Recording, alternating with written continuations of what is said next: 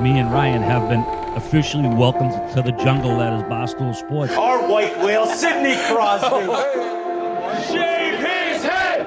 Shave his head! Shave his head! Ryan Whitney, Paul Bissonette, R.A., Mike Grinelli, Spittin Chiclets!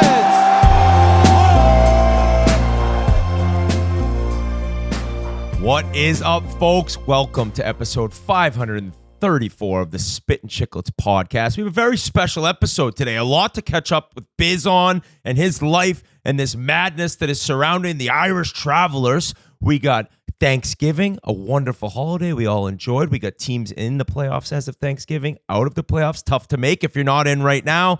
We got a bunch of storylines, but first we got to talk about Pink Whitney. This podcast is presented by Pink Whitney. It's on the Barstool Sports podcast family.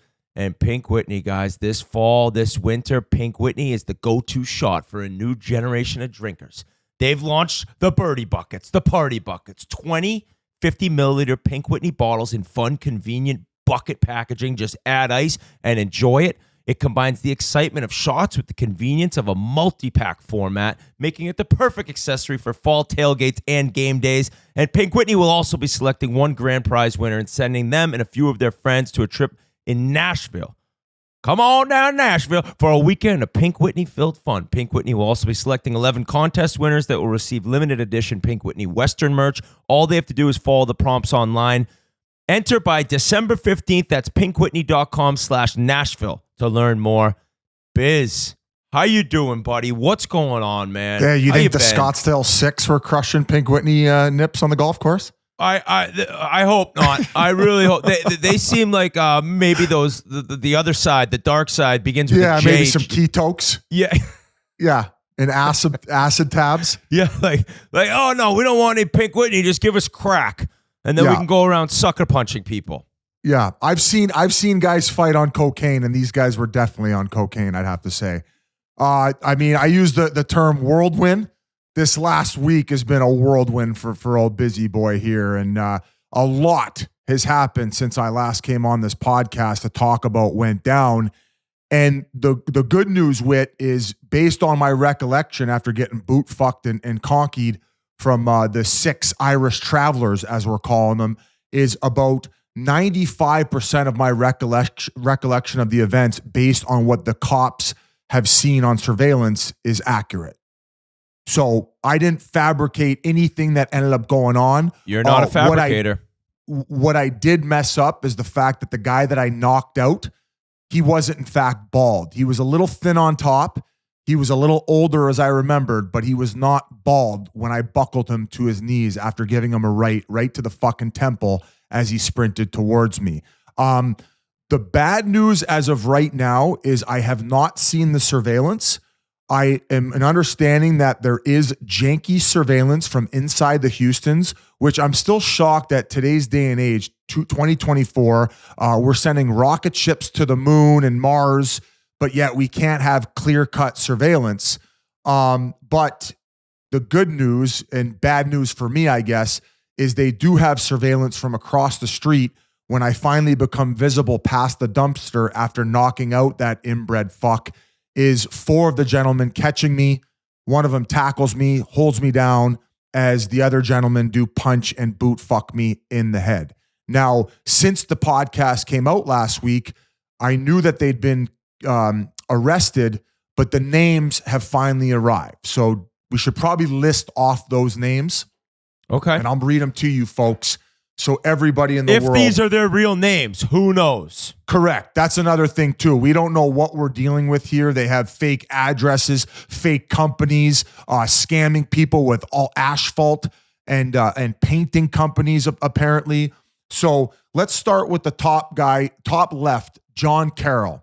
So John Carroll is brother to William Carroll, the old fuck that I knocked out with my right hook. And John Carroll is actually one of the guys that was trying to boot fuck my head off my shoulders like he was kicking a 50-yard field goal. Now, I guess I'm not so angry at him as I am the young guys, and maybe he wanted vengeance on me, considering I knocked out his inbred, coked out brother, William Carroll.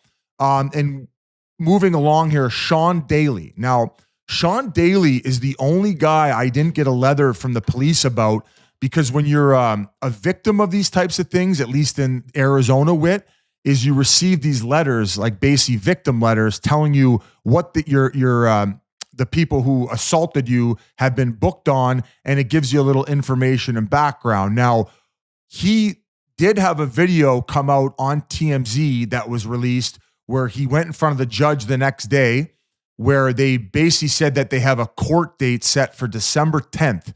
They have to come back. So a few of these guys, if not all the guys arrested, are out-of-state guys. And I guess a lot of these Irish travelers hang out in or are in Dallas, the Fort Worth, Texas area. Okay? So that's my understanding as to where these guys live. Now, this little fuck who went in front of the judge, who basically insinuated he's not going to be coming back for his December 10th court date, until she was stunned by his response and was like, no, you have to come back. That's that little midget, Sean Daly. Okay. She said, will you be back? He said, I'll try. I'll try. Like, I'll try to go to the grocery store, honey. I don't know if I have enough time. No, I'll try to come back to court. One of the other young fuckers, Henry Mesker, was one of those 4 guys past the dumpster that was throwing punches and kicks.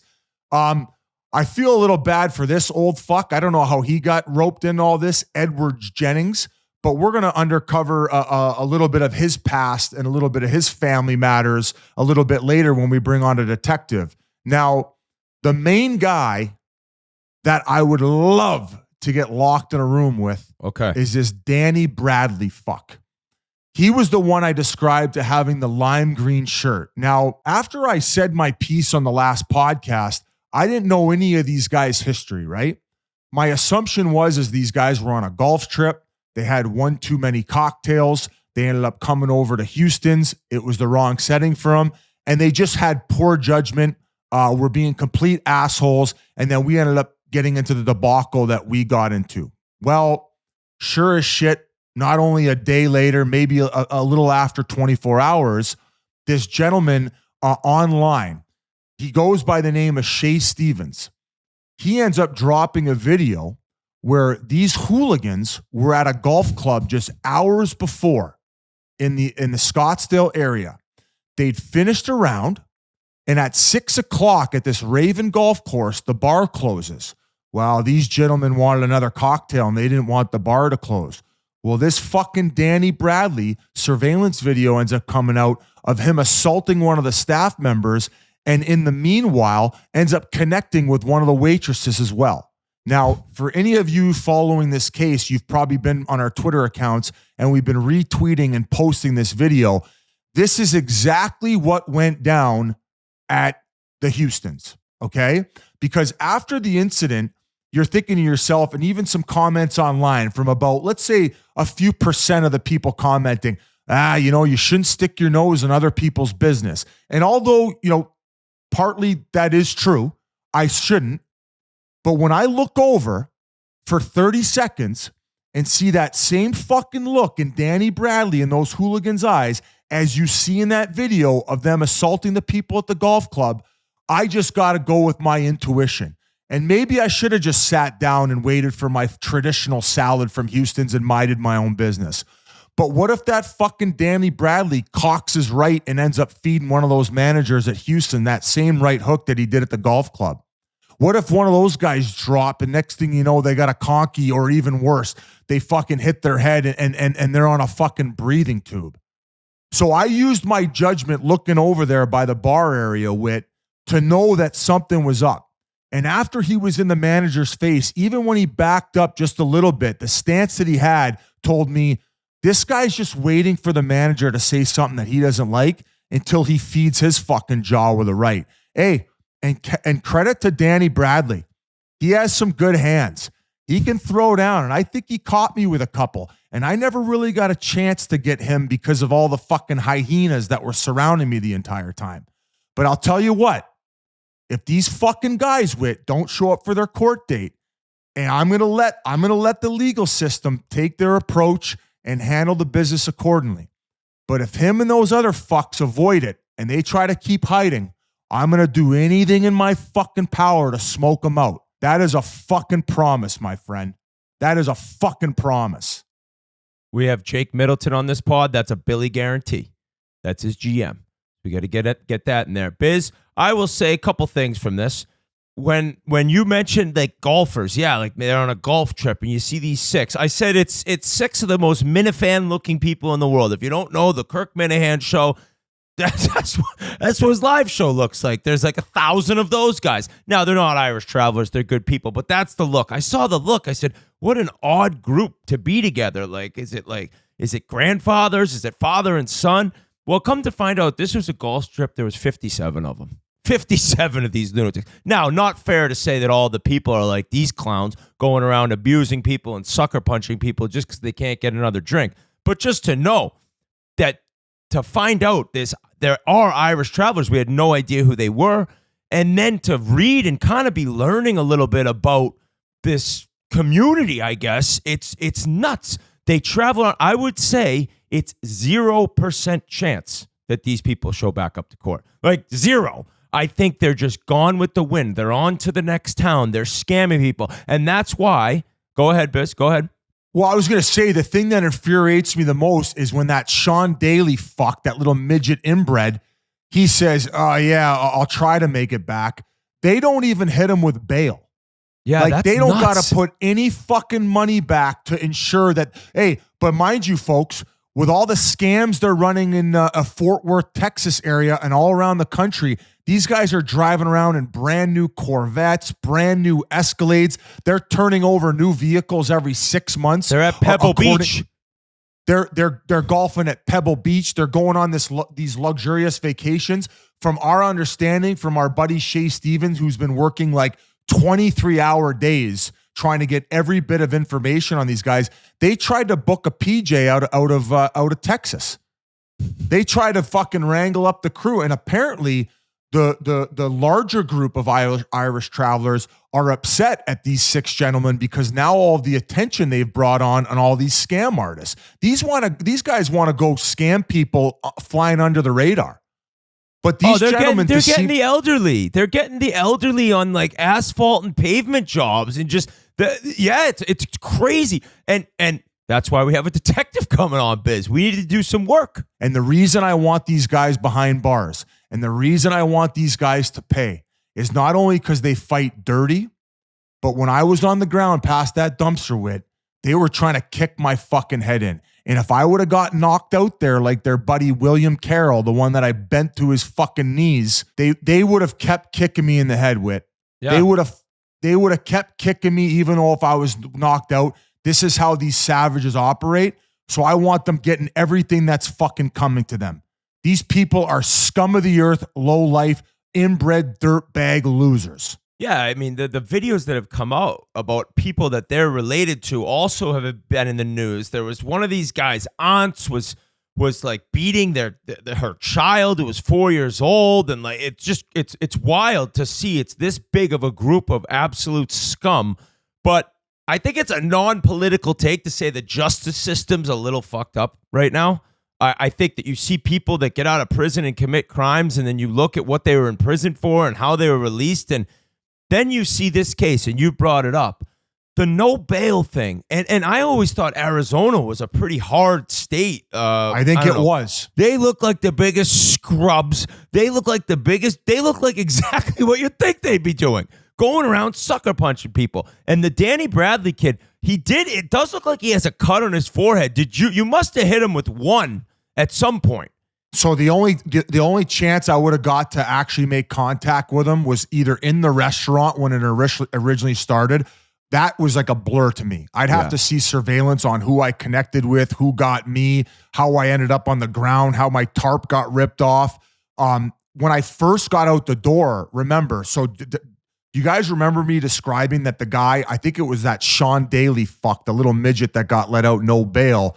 He had already been asked to leave the restaurant after screaming in the assistant manager's face. So after I started getting in the Donnybrook, when I got brought to near that statue, you said, "Oh, you probably should have stayed in the restaurant."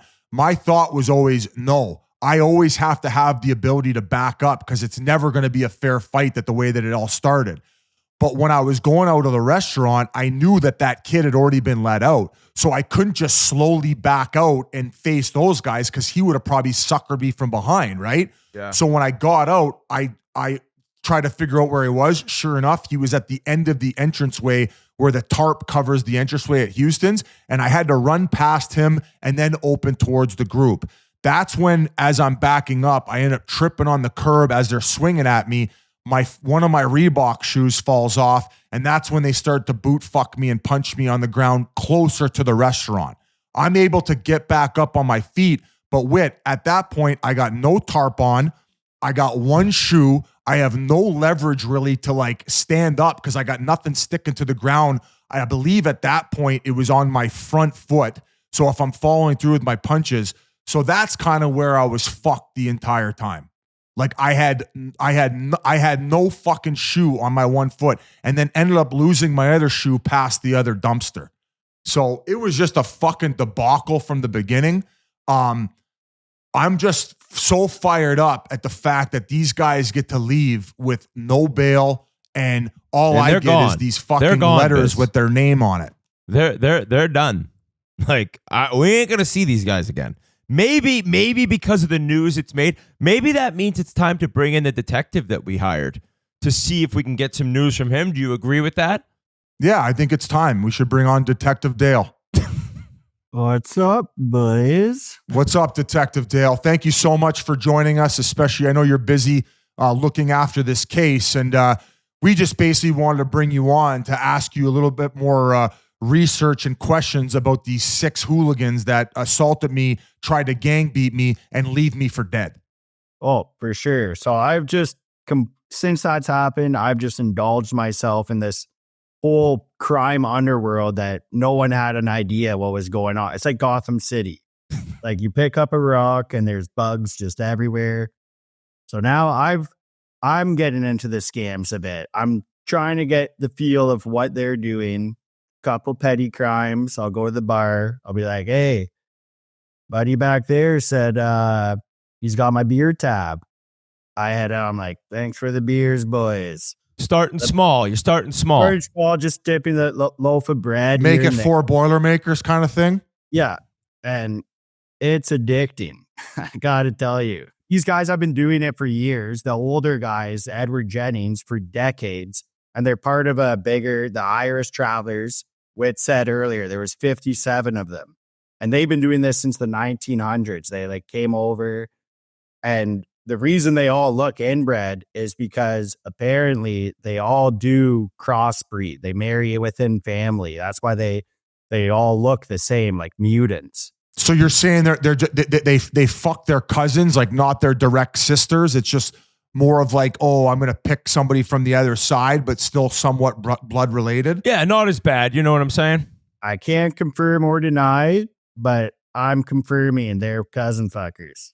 Okay, they're cousin fuckers. So Okay. not direct family, but indirect with okay. And they'll have all the painting, the roof jobs. Their big one's paving. So they'll go town to town and they'll knock on doors and be like, hey, buddy, or the top of the morning, buddy, because they're Irish, and be like, hey, looks like your driveway is pretty crap.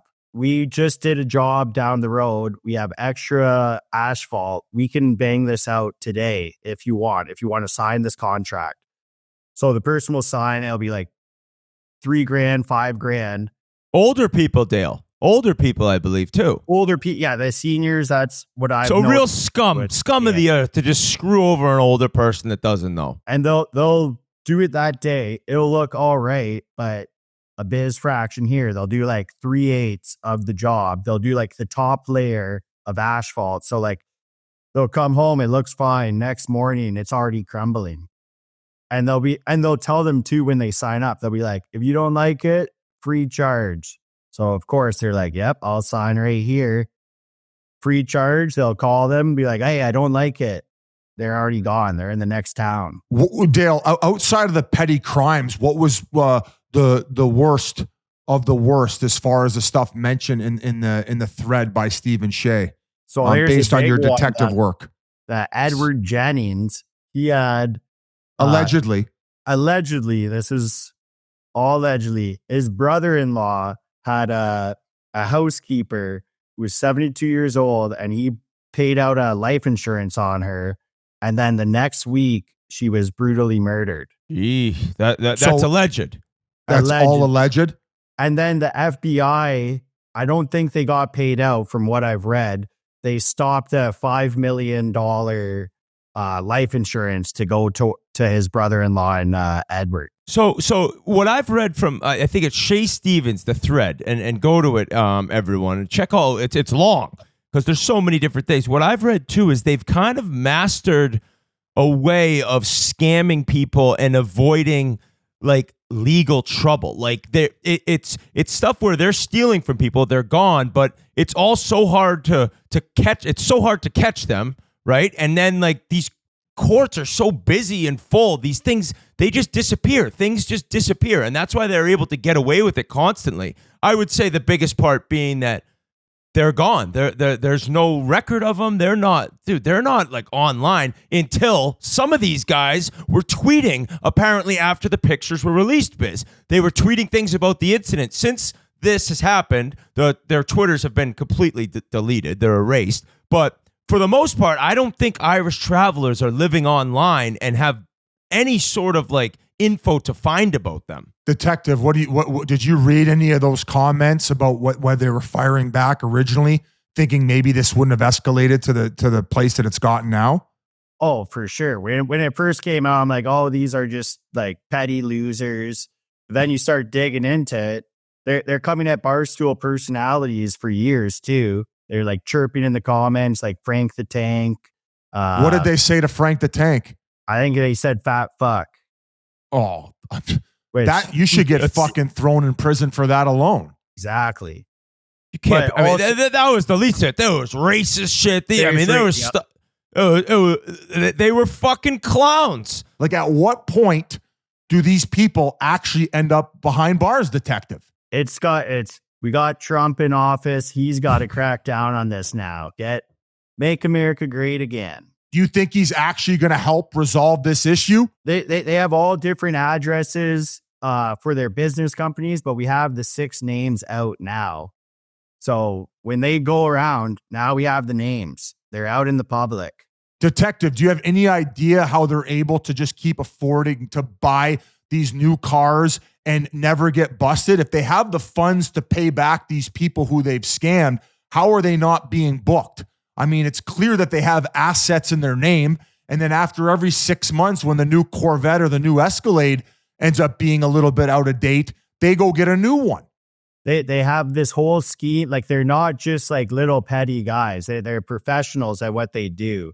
They have like legit fake IDs for when you sign up for their company. It'll be an address of a random other paving company. So someone will look it up. They'll be like, oh, that's what's their one? Affordable Road and Drive. That was their one paving company. But that's a legit company in another jurisdiction. So that they have it all dialed out. Detective, you're going to have to get to work on this thing. Yeah. I know you have already began, but I guess it just begins now with you maybe finding these guys. Now, have you talked to Trump directly about this and cracking down on this? We've had a couple pops. I think we got the wrong detective. I think we got the wrong detective here. Detective, any other like crazy tweets that you wrote down that you'd like to read out that were even more surprising and unraveling this entire case? Because at a certain point here, we're going to move on, and I will continue to update everybody on what's happening throughout this. As I mentioned, in 8 days as of right now when we're recording, they are set to meet in front of a judge in the Scottsdale area. Now, neither of us, myself and Whit, think that these guys are going to show up for the court date. Surprisingly, I didn't get any paperwork on the one guy that we saw the video from, basically insinuating he wasn't going to show up. I did get a piece of paper on Danny Bradley. I got one also on Henry Peter Mesker, who's another one of the young fucks. And then John Gerald Carroll is the brother of the William John Carroll, who I knocked out. And last but not least, the other name I have here is Edward James Jennings, who's the old guy who I'm letting off the hook. those 4 first names I mentioned are guys that I would like to get back in the ring with 1v1 if the court and legal system does not take action. So I don't know how we're going to make that possible, but if you own a barn in that Fort Worth, Texas area, I would love to meet these fucking scoundrels behind there. And we're going to keep it a clean 1v1 fight this time. And then we're going to roll them through one round after the next. And I'm going to buckle them just like I did that William John Carroll. Because John Gerald Carroll is the guy who tried to kick my head like a goddamn football. A very, very crazy story, to say the least. I mean, remember, detective, this is alleged. This is alleged stuff. Biz is not alleged because Biz is actually like, I'm going to go one-on-one behind the bar. But the murder stuff, that was all alleged. Now, detective, any other crazy tweets? Or is it time to let you go and get back to work and enjoy your pops? That the Sean Daly, his brother, he was arrested the same day as your little scuffle for prostitution. So I don't know if he had a prostitution ring going or he was the prostitute. Like, was he selling his body for money or was he running it? I've tried looking into it. It just says prostitution. So I'm going to say he was the prostitute. Was he fucking cousins on OnlyFans to earn money for the family? That's what it's looking like. Okay. Dale, you don't follow that page on your OnlyFans, do you, detective? No, sir. No OnlyFans for me. There's plenty of free porn out there. Yeah, we're asking the questions to you now. Thank you very much, Detective Dale. We appreciate your time, and I hope that you can uncover some more things when you're not enjoying too many pops and actually get to work. And tell Mr. Trump, or President Trump, that is, that we need to crack down on all this scamming, inbred bullshit that we got going on in Texas and the rest of these American states. And we need to clean up our streets before people at Houston's can't even start enjoying their traditional salads and they're getting knocked out left and right because this is fucking bullshit. God bless America. See you, memes. Biz, the other crazy thing about this story is you mentioned Houston's is, I think you said militaristic, which I got a kick out of, like being a restaurant. But I've been told by numerous people they are the most successful chain in America. I think they have that, Hillstone maybe, but apparently you weren't mistaken or incorrect that place is the best meal and the best service you could ever get anywhere. If you include that comment, I'm 98% accurate about every single event that I talked about on last podcast. And when I say that, it's very similar to like In-N-Out Burger and in the hiring process and seeing how they answer their questions, their background, like their work ethic. These people aren't like on their phones when they're at their job. It's military-like where they are dialed in 24/7. They never fuck up a meal. They never fuck up an appetizer. And in situations where they're being harassed and threatened at work, they're still able to keep calm and civil despite assholes like Danny Bradley in their face. Oh, buddy. Crazy story. Also, if this ends up leading to like bringing down some of these Irish travelers, like it'll be even crazier because we thought it was... The best thing about it though, Whit, is people try to be like, oh, you can't refer to them as that. It's like, since when did we have to start being politically correct to people that are harassing, assaulting, and scamming people? Like, what do you want me to call them? You listen, like, we've been having this discussion for years, and you've always taken the other side because you're a very nice, forgiving person. And I'm like, this is bullshit. And now you're starting to see it's ridiculous. You're getting called out for calling them Irish travelers. What the hell is wrong with that? What's wrong with Irish travelers? And apparently you can't use the word gypsy anymore. And it's like, you're just referring to people that were doing the exact same thing. Like, do you want us to think of a kinder name for them? Like, what planet am I on right now? After they kick you in the temple. Yeah. Like, mind you. Don't mind the boot fuck to my temple. Be more concerned about the proper terminology for these fucking degenerate criminals that are fucking their cousins. Like, this is fucking nuts. I also think that the people you bring up about saying mind your own business, that had to be 0.3% of the comments and the discussion about what happened to you, because everyone is in agreement. You need more people like that willing to help out some poor person getting tortured by some psychopathic inbred lunatic. And you did the correct thing. You did Well, a buddy, gr- if I don't, then nobody's going to be getting their traditional salads. Nobody's going to be getting their rotisserie I was also chicken. told, apparently, if you get a martini and then you're taking a little while to drink it, so your glass isn't necessarily chilled anymore, they come over and then with the chilled one and just pour the rest of your martini in the chilled one. That is Why the do you classic- think I was Those willing people to can't take be on- getting abused by inbred? Why do you think I was willing to take on 6 of them? I will die for that traditional salad with Thousand Island dressing. As JJ Watt tweeted out, I thought The it was the other French dip- sandwich. The French dip. French dip is worth dying for. So, like I said, the offer still stands. If these guys don't show up December 10th, which they won't, we're going to smoke them out. You hear that, Danny fucking Bradley? I'm going to pump your cross eyes fucking shut, motherfucker. I'm You done. heard it here. You heard it I'm here done. first. You heard it here first. Well, before we finish it off, Brad Marchand, I mean, he grabbed you by the back of the head, smashed your head into the wall, and then put you into a casket under the ground on TNT. An amazing response that I didn't see coming. But I should That have. fucking dwarf is going down.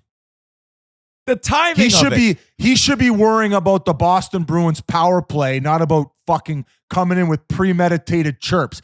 And another thing too, I came in with a softball asking about what he took away from Sacco's message when he first addressed the team. You know what he said back to me? He goes, "That's a boring question." So all I keep hearing No, about you is said how it first, I believe. I think you said it first. Didn't you say about my first question being bad? Or was that when you asked him about the thinning hair? that was my second come around. So I chirped said- your question right off the hop. I asked him, I said, "Brad," I said, "Biz here." I said, "I'd like to know what your takeaway when he first addressed the team, like what you took from that." And before he even answered, he says, "Well, that's a boring question." So I keep hearing about how resilient he is and battling through all these off-season injuries and having 14 fucking surgeries. So I come back with a compliment. I say, "Brad," I said, "was one of these off-season surgeries a Turkish hair transplant? You're looking a little less thin on top," complimenting the thickness of his hair. And what does he come back with? He goes, "I just want to look a little bit more like the guys who beat the wheels off you last week." Like, come on. The quickness of Come it. on. Right on the spot. Getting ready for a game. And just buried you. I rewound it. I started. I go, "You got to see this, Bree. You got to see this." Biz I'm just got calling for a league suspension. I already talked to George Peros. I think they're going to throw the book at him this time. This guy's a repeat offender. Okay? There's plenty of examples of him chirping. I mean, the guy's fucking licking people's faces, and now he wants to come at me with the torpedo elbow right to the dome. Fuck Was him. it a boring question? The first one? Give me the question right now. Like redo it as if I'm Brad. I go, "Brad," I said, "I'm interested to know what your takeaway was from when Sacco first addressed the team. What did he say to the team that you really took away from it that are going to change things and maybe the direction in which this team is being brought? What's the voice from the head coach?" This is the first time we've gotten to talk to him since, and obviously things have changed a little bit where they've been better defensively. They still can't score worth a shit unless you're talking about the last game they had. The power play is dead last in the league.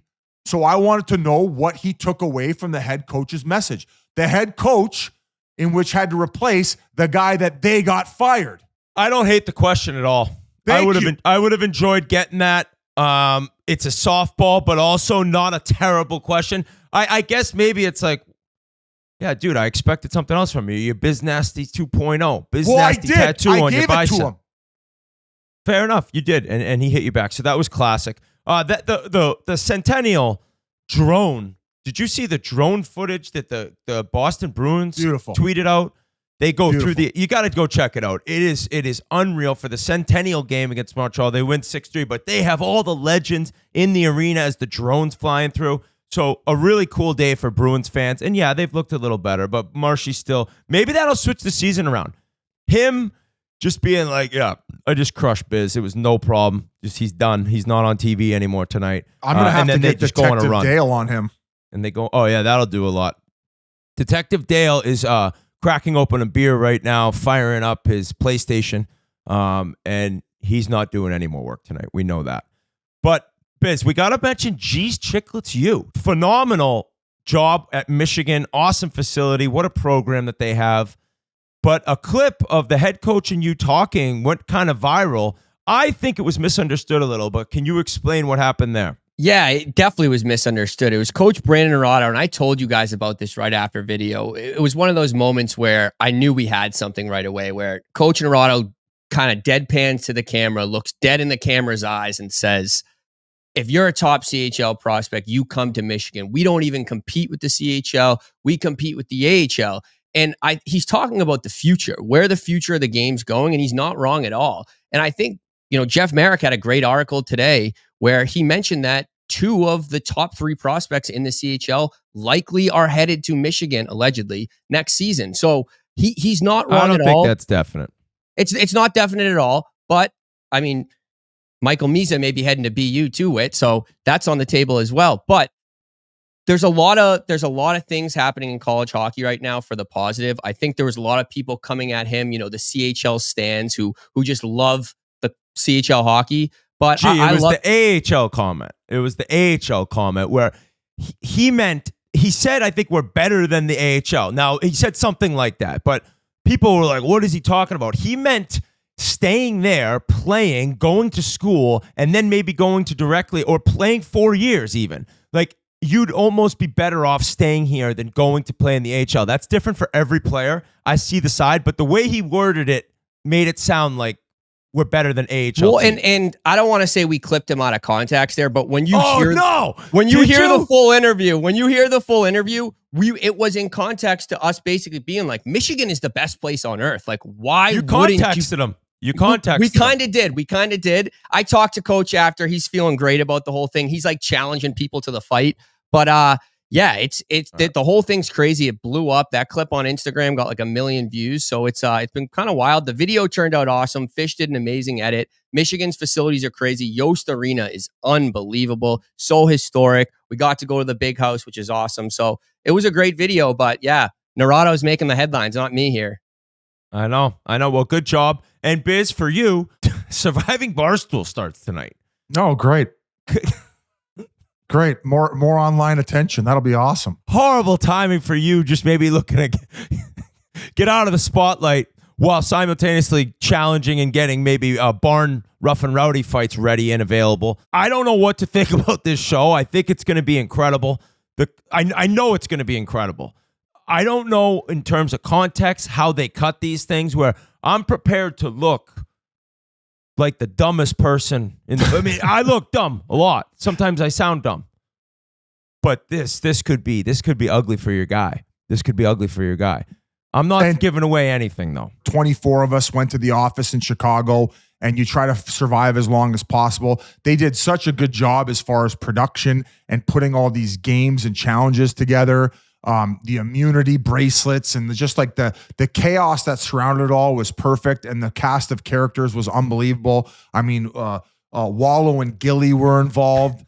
Who are some other of the outside characters from Barstool that were even there participating? Of course, like Big Cat, Dave, Jersey Jerry, any other ones that you could think of that Caleb were like Kirk Minahan, Roan. It's just a crew of some hilarious people, mutants, a lot of them. Ben Mintz. I mean, did you see the guy Ben Mintz? Did you see this? What he missed his flight? You see this guy? He's always in trouble. Yeah. Mintz. He has a free $25,000 bet. He won a contest for a free. So you win it, boom, 50 G's.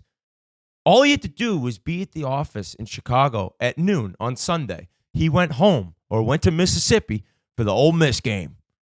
The game was on Friday. He couldn't get back by Sunday. Missed the flight Sunday morning. He got to the airport like 53 minutes before the flight left on Thanksgiving weekend. So this is the type of people that were in this Surviving Bar. So just quick side topic there. But I think everyone's going to enjoy the show. I don't know what to say, though, besides it's wild. Before we continue, I want to talk about Yeti. We are so lucky to be sponsored and working with Yeti right now. I've already talked about the Edmonton Oilers mug I received. Grinelli's got all his Bruins gear. It's the best way to drink a hot drink or a cold drink, and it's all about Yeti. They have so many options of so many different things. I can't believe they're a sponsor of Spittin Chiclets, and it's amazing to have Yeti involved. And you can get the Yeti Rambler 20-ounce cocktail shaker right now. Take the bar where you are with the ultimate cocktail shaker. Whit, as a former bartender, very, very easy to assemble. To assemble the shaker, you just add the press-to-fit lid to the vessel before adding the twist-on cap. To disassemble the shaker, you unscrew, remove the twist-on shaker cap. Very, very easy. Former bartender, greatest bar. I know these things before moving the press-fit lid. So the cocktail shaker lid can be put on the NHL customized drinkware. It's 20 ounces, stackable for dual use. These are unbelievable. I love my Bruins. Like Whit said, he loves his Edmonton Oilers. So get the Yeti Rambler 20-ounce cocktail shaker today. That's today. Get the Yeti Rambler 20-ounce cocktail shaker today. Customized. Customized, baby. Getting into the hockey talk, it's been a while. It's been a long little discussion to start this thing. Thanksgiving's here, dude. And there are some teams that are outside the playoffs right now we're shocked by. And there's some teams leading the conference in the West that we're shocked by. At least I am. So I don't know what you think when you look at right now, who's in, who's out. Are you more surprised at Minnesota being at the top of the West, or are you more surprised by Washington being at the top of the East? I would definitely say that I'm more surprised on Washington. I think we talked about how impressed we were at how active they were in the offseason by the additions. I think you maybe always question how they would integrate into the team and how quickly. And, you know, especially with the Pierre-Luc Dubois experiment. But even after losing Ovi, they've been on this insane run, and they just have been playing with this certain mojo. And a lot of credit has to go towards Carberry and what he's done. I think a lot of people looking at the underlying numbers from last year, or under the hood, as Pasha and Kobe Armstrong like to call it, they were one of the worst goal differentials in the league.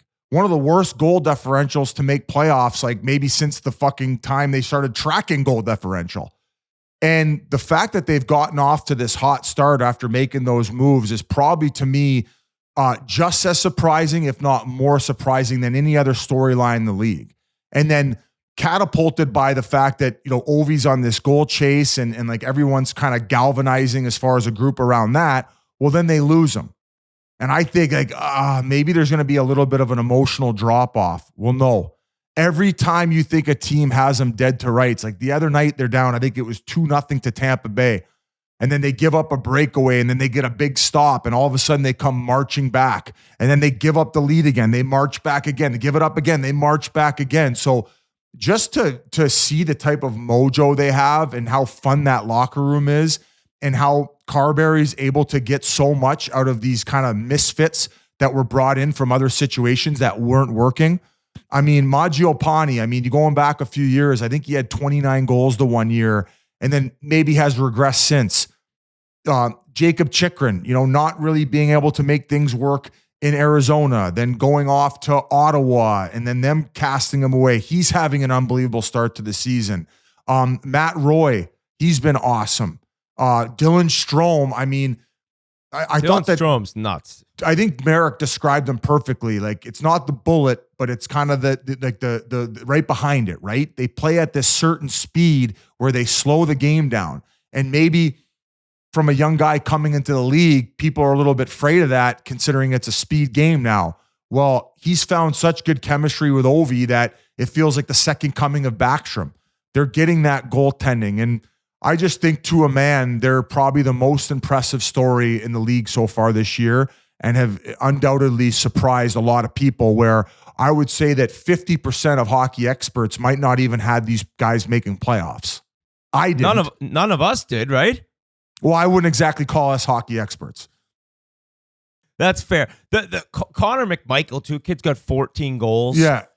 They're fun to watch. They're really fun to watch. And it's going to be hard, I think, when John Carlson doesn't get named to the Four Nations team. I don't think he will. Maybe I'm wrong. He's been so sick. And all the times he's been out in the past, they're just not even close to remotely as good as they are. So it's a great story. The shocking thing for me, I shouldn't say shocking, but is just what's gone on with the Rangers. And not only is it on the ice and playing poorly, it's off the ice, kind of taking over your Bruins headline hogs thing. And I don't know, I just thought of them as such a strong team.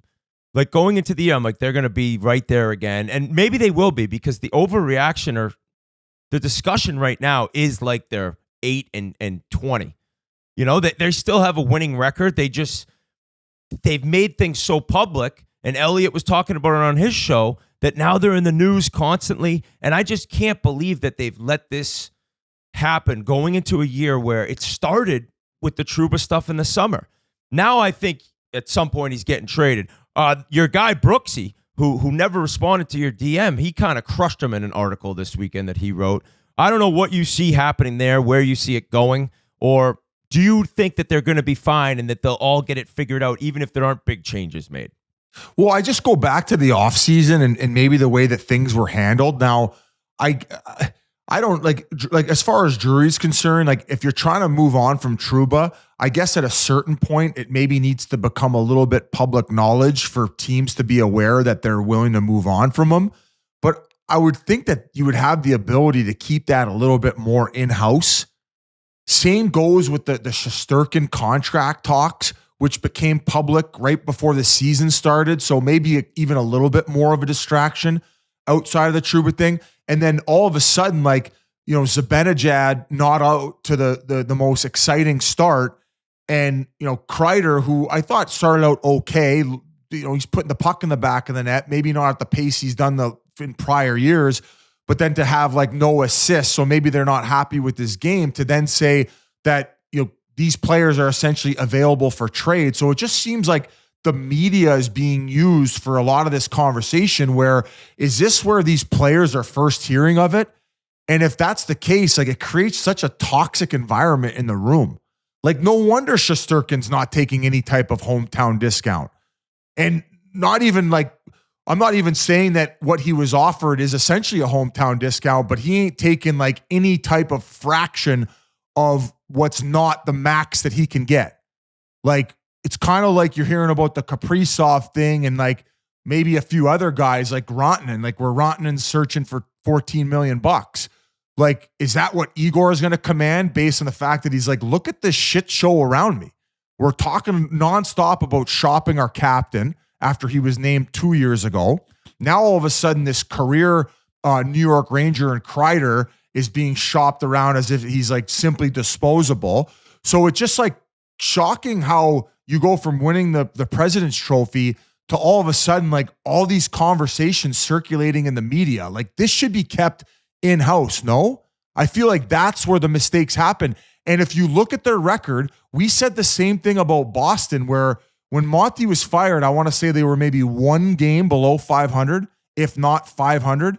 Whereas, if I'm not mistaken, is New York 3-4 games above 500 right now, and the panic button's being pushed this hard? Well, they'd be in a wild card spot. That's fine, but like, we're talking about hitting the panic button and you know, a 3-ring circus of trying to trade whoever and shake things up when they're still in a wild card 20 games into the season and 4 games above 500. Seems like a little bit crazy for basically the exact same lineup that won the President's Trophy. Like, I don't know here. Yeah, well, Zibanejad's been brutal. I understand. Okay. I think maybe looking at it as Chris Drury, who's won everything, he could tell something's off. If he can tell, like, this team can't, he thinks I don't believe this team can win the Stanley Cup. And then, like, all right, well, you're not in it to win President's Trophies. Although their banner is sweet. Regular season champs in MSG. It's a great one. He knows there probably needs to be changes. If you look at the team, which going to the year I said I thought would be right in it again, but do you think they can win the Stanley Cup? Even when they're firing on all cylinders, do you think they could? I think outside of maybe Florida, I mentioned like with a hot goaltender, like, I could see them beating New Jersey. Like, I think that overall New Jersey has a better roster. But I think with Shesterkin getting hot and then going back to last year, it was special teams. Special teams and goaltending is where they're really good. And that's why they won the President's Trophy. I believe they were top 5 in power play, top 5 in penalty kill. So with the right matchups, like I could see them coming out of the East, especially at the fact that they didn't make any moves in the offseason where maybe they can make one deadline addition. Like where they came into limbo with was the same place they came into limbo with the last 2-3 years.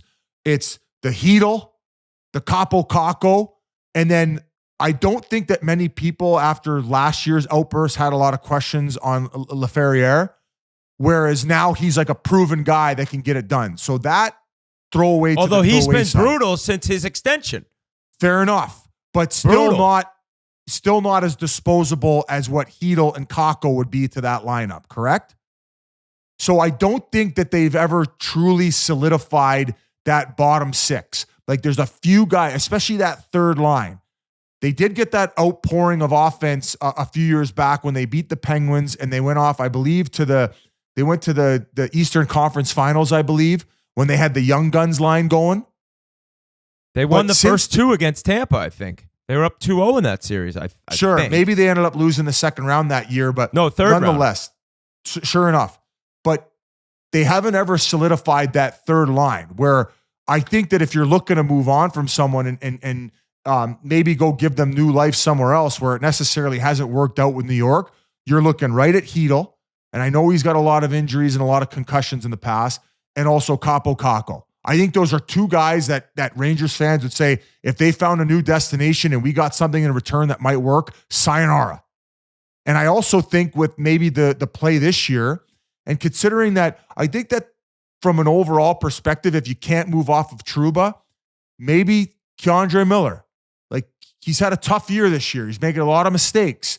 I don't know if he's feeling pressure at the fact that, he's on this bridge deal and, next up is his big contract and he's trying to play up to those expectations. Like, what about whatever happened to like maybe letting these guys work through things? Yeah. When things are going this poorly in the GM or the fan bases, the team's mind, they're willing to move on from people in a rush. We'll get into that later on moving on from young D-men. I wouldn't be comfortable trading Keandre Miller, dude. No, hey, I agree. But if you're trying to shake things up, you're going to have to give somebody something that's going to provide them value or at least something that they think of upside. But it goes back to my original question then. Do you think at least part of the blame and onus has to be on management in a sense of maybe the way that things were handled off the ice and how all these negative storylines and bullshit has trickled into the locker room? Yeah, I would be shocked if like management wasn't looking at it like this is kind of a disaster that it's out in the open and in the public. And given the fact that they're still 4 games above 500 in a wild card spot, it seems like a bit of a trigger happy response. That's all I'm saying. Yeah, Kreider's name being thrown out there that's where you almost wonder, like, is this just trying to get him going, like get him fired up? Like the players read this and they're like, holy shit, like we don't want to lose this crew. We believe in this core. What? You think that they're just trying to get these guys fired up and they have no intention on actually moving them? Only because I saw Kreider's name. How would you trade Kreider? That guy in the playoffs, he shows up every single year. The guy's a gamer. He's in front of the net. He's hard to play against. He's forechecks. He skates like the wind. He's physical. He scores big goals. Why would you trade that guy? That's when I was like, this makes no sense. But we'll see where they go from here. And when I say they can't, I don't think they can win the cup. And then you're like, yeah, Shesterkin can go on a run. I agree with that, but that's all anyone says. If not everyone, Rangers fans would disagree with that. But most people say if Shesterkin gets hot, yeah, they could win it. All right, yeah, I could see it, but it's hard for a goalie to win you a cup straight up, just standing on his head like he has to most of this season. Well, I'll tell you this. They're a lot closer than a lot of other teams in this league. And I think a couple tinks or just everybody elevating their game 10, 15% will make the world of difference. Because as I mentioned, this team is 13-9-1, 4 games above 500. I don't think that the shit circulating in the media kind of justifies what their record is in the amount of firestorm chaos that it's created. Now, good for us, maybe not good for inside that locker room. And then the one other question based on your stat of 80% of teams inside of a playoff spot end up making it as far as American Thanksgiving. Now, looking at it right now, currently Philadelphia holds that second wild card spot. They have been playing very spirited hockey. I'm hearing rumbles that actually Sanheim might make the Four Nations team for Canada. There was something that was circulating on Twitter where a few of them were basically getting pats on the back and congratulated on the ice. Konechny was one of them. This might be straight rumor mill as well, right? But this is just the rosters were given in today to the Players Association in the league. So if that happened today, Konechny, he better be on the team. I think that he has definitely deserved a roster spot. We got G popping back on. What's up, G? Biz, the tweet you're referencing, it was from Siobhan Nolan, and she said, John Tortorella smiling really big today. The guys are cheering and patting Travis Sanheim, Travis Konechny, and Rasmus Ristolainen. Sounds like they all made their country's rosters for the Four Nations tournament in February. Sanheim's a player, dude.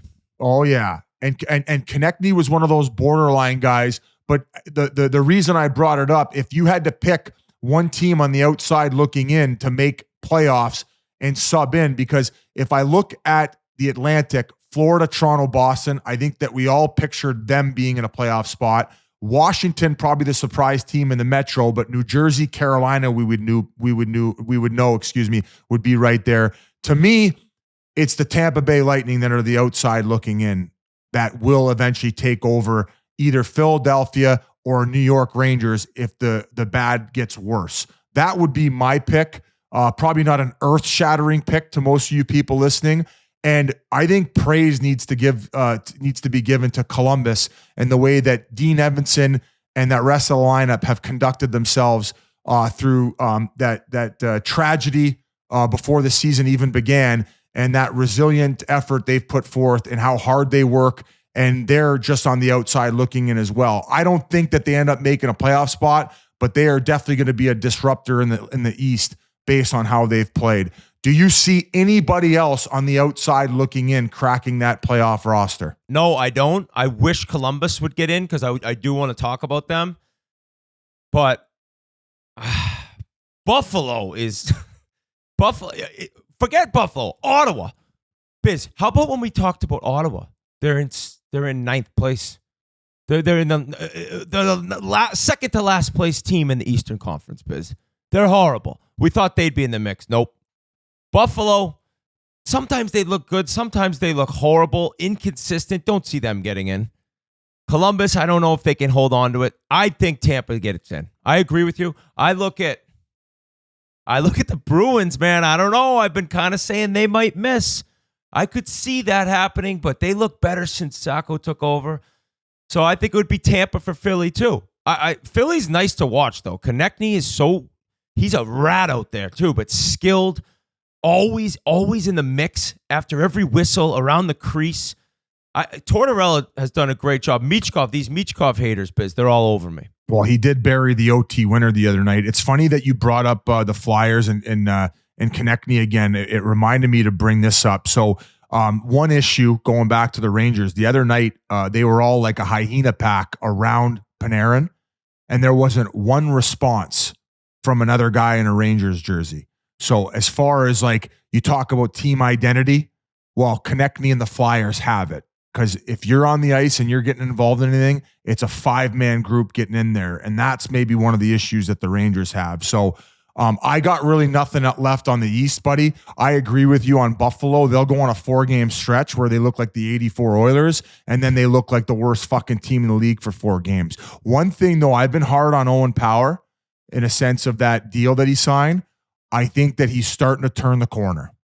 You're starting to see slight improvement. That point production's coming. He's starting to fucking play a little bit better, getting a little bit more pep in his step. Let's see if that continues, because if he doesn't take that next step, there's no chance that team makes a playoff spot. I said the Michkov haters. I meant the whit haters that are the Michkov lovers that are coming after me. He's an unreal player, dynamic. I've been getting sent tweets about his speed on the ice. that it's right around average, his speed burst. I love the kid's game. All I said, not the smoothest of skaters. Just looked a little awkward. This is going to live with me because he's lighting it up. He's got 3 OT goals, which ties the record for most by a teenager in NHL history, I believe. Around the net, he's crafty. Yeah, he is. It doesn't look that easy for him sometimes. He bent over a little bit. The guy's sick. Unreal player. But my skating thing remains. He could be quick. He could be faster. It's just a little awkward looking, okay? I'm going to keep having to address that as he continues to light it up. So the Flyers are a cool story. Going out west, Biz, Minnesota and Winnipeg. It's just, I didn't see this. I didn't see this at all. I saw this as more of a possibility for Minnesota than I did Winnipeg. That's how much I didn't believe after they got crushed by Colorado in the first round. I'm wondering where you look at this conference. Edmonton, my guys, I'll have to talk about them in a minute. They're coming, but what do you look at this conference at this point? Do you see teams coming in? Do you see teams going out? Like, where are you at? I thought Calgary was going to drop off sooner. Me too. But they are just a gritty team fighting for points night in, night out. They're getting great goaltending from Wolf, who's been, I guess no surprise to people in the organization, maybe not a household name in the hockey world just yet, but the way that he was able to develop and dominate the A, he's been a huge bright spot. I still see them as a team right now who's in a wild card position get overtaken by the Colorado Avalanche. I've been very impressed by how Colorado has dealt with all their injuries and climbed out of that bad hole. They ended up making that big trade the other day and getting Wedgwood. Now, when I was with the Arizona Coyotes, he was one of their goalies, and he's a guy who can get hot and all of a sudden become the starter. And my biggest thing for Colorado, and I always go back to when I was with Arizona and Darcy Kemper was named the starter, he struggled for a little bit. He was getting a little bit scrambly in his net, right? And at the time, we had Antti Ranta and Aiden Hill in the system. And what Tocchet did was we had Corey Schwab as the goaltending coach, and he goes, hey, you're going to practice, you're going to get back to your fundamentals, and you're going to take about a week to 10 days here, and you're not going to play games, and you're just going to get back to basics and refine your game. Well, the problem is, buddy, they haven't had any goalies in their system where they can relieve that pressure off Georgiev. They haven't been able to give him that reset. They put that Annunen guy in there, and he's getting lit up just as bad. So they keep rotating between those two guys. Well, they go out, they move that Annunen guy, and they get this Wedgwood guy who's a proven backup where they need to give Georgiev a little bit of rest. They need to let him go hit that reset button because Colorado, Whit, with the way that they're able to produce, and even going back to when they won a Stanley Cup, I don't think they have the same roster quite as good as that, but they were able to outscore average goaltending. If you go back and look at Darcy Kemper's numbers throughout the course of that run, it ain't earth-shattering that you see from the Vasilevskis or even what Aiden Hill's numbers were when he won it. Or going back to last year, what Bobrovsky was able to do, and even Skinner by the time his numbers ended up rounding out. So they just need to get average, if not a little bit above average goaltending. And there's no doubt in my mind they're not only in a playoff spot, but they're also a threat in the West. Because when you're going out there and you're dropping those ace of spades, that top line and that top D pairing, they can fucking cook just as any 5-man pair in the league. If not, they're the best. So that to me is what I got to say on the West. And outside of maybe the obvious, and which is the Golden Knights at the top of the Pacific, and the fact that Dallas is also still a juggernaut as they've started to round their game out as well. Yeah, Edmonton plays Vegas tonight, I believe. That's a big game. They're coming up on them. Calgary, it's pretty sick to see what they've done there. Unbelievable. And it like Dustin Wolf is just ridiculous. They get these. They just get teams at the beginning of the season for sure overlooking them, right? They come out hot, and now it's like, I don't think it can last, but at least it's gone this long where you're seeing as a Flames fan some young players that are showing serious promise. I think if you told Flames fans where they're at right now, they would have been over the moon. I mean, everyone looked at them. I kind of looked at them as like a lottery team. That's why we're not experts, as you reminded us earlier. The West, though, for me, Minnesota, I don't know if they can stay up there. Winnipeg's lost 3 of their last 5. I think 5 of their last 8. Is that what it is, G? Maybe you can look that up for me. All in regulation, too, Biz. So they're slowing down a little bit, which obviously they were going to. I think that Central Division is the most surprising based on the fact that Minnesota's in 1, Winnipeg's in 2. Yeah. I think most people would have probably had Colorado and Dallas at the top of that division, and maybe even Nashville based on the excitement on those offseason moves. Some people might have assumed Nashville were frauds from the beginning and how and where they went and spent their money. I don't know how many people are believers that they can actually turn this thing around. That is probably the team with the highest expectations based on offseason moves in that division that people have maybe the least amount of optimism for. Would you say right now there's not a chance that Nashville ends up in a playoff spot? I say no chance. Edmonton did this last year, but look at the firepower. Look at the difference in the team's makeup. And can you find me? Is there anyone out there listening who predicted that Nashville would be not only bad but this bad or out of the playoffs before the season? Do you remember one person, Biz, when you're reading predictions that thought that this was going to happen? I don't remember what my prediction was. I might have had them in a playoff spot, but I was high on them. I thought that based on the strength of the West, that they would be in a wild card situation. I don't think I had them in the top 3 of their division. If you look out West too, I want to talk Edmonton, but first, Vancouver, they have something going now, Biz. And Kevin Lankinen, he's the first goaltender in NHL history to start the season 10-0 on the road. This is the goaltending position. You have no idea year to year who's going to be good, who's going to struggle. It's just always changing. I don't know why it is now, but he goes over there.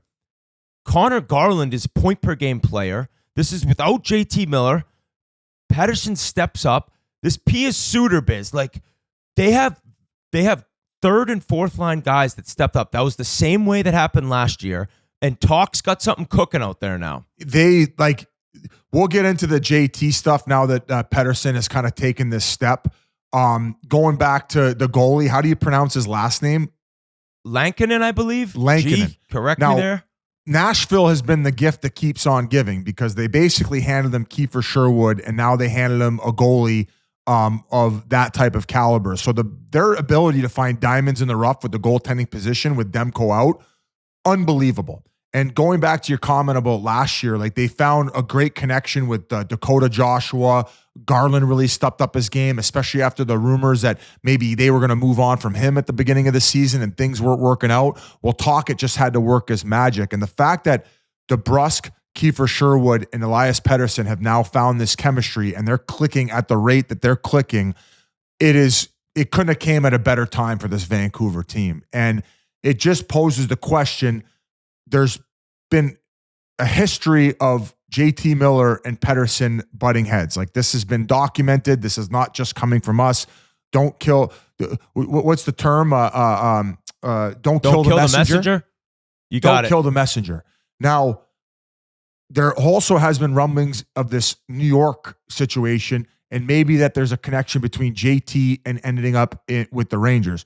What would you see as a possible return if something like that ends up going down? Because with the way that Vancouver's playing right now, without JT in the lineup, not saying that he can't come back and still make a huge impact just like he did last year, because that would even give this team a bigger lift.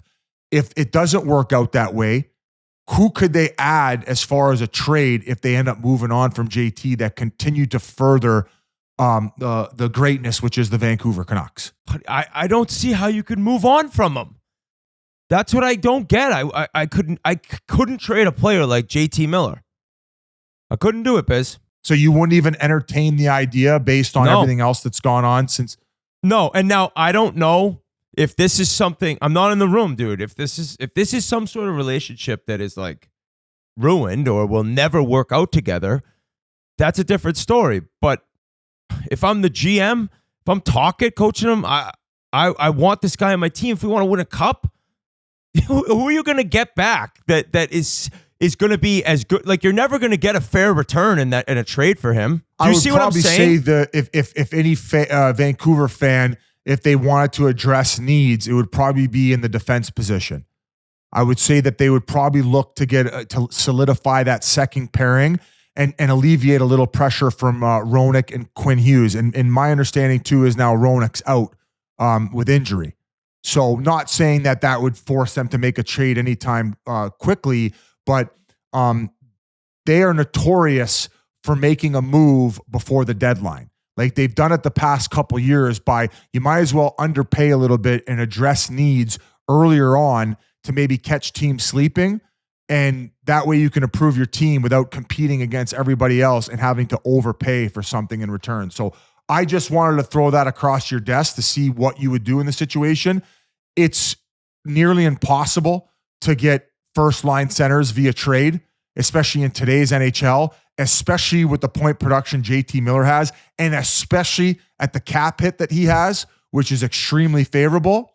But if there is a dynamic in the locker room that is not going to work, you have to entertain the idea at some point. Because if he comes back and there's this constant commotion and it's making a guy that you have for another 8 years at 11.5 very uncomfortable, and he's not the same player, something at some point has to be done. Hard decisions have to be made. And that's all I wanted to throw across your desk. Yeah, for me, a hard decision is telling them, figure it out. There's All right. there's plenty of championships that have been won between teammates who weren't fans of each other. So basically, get them behind a barn like me and Danny Bradley say, let them figure it out, and then let's get back to that business. would probably be the old school way. Yeah, go down to a Houston's, order the salad, and then boom.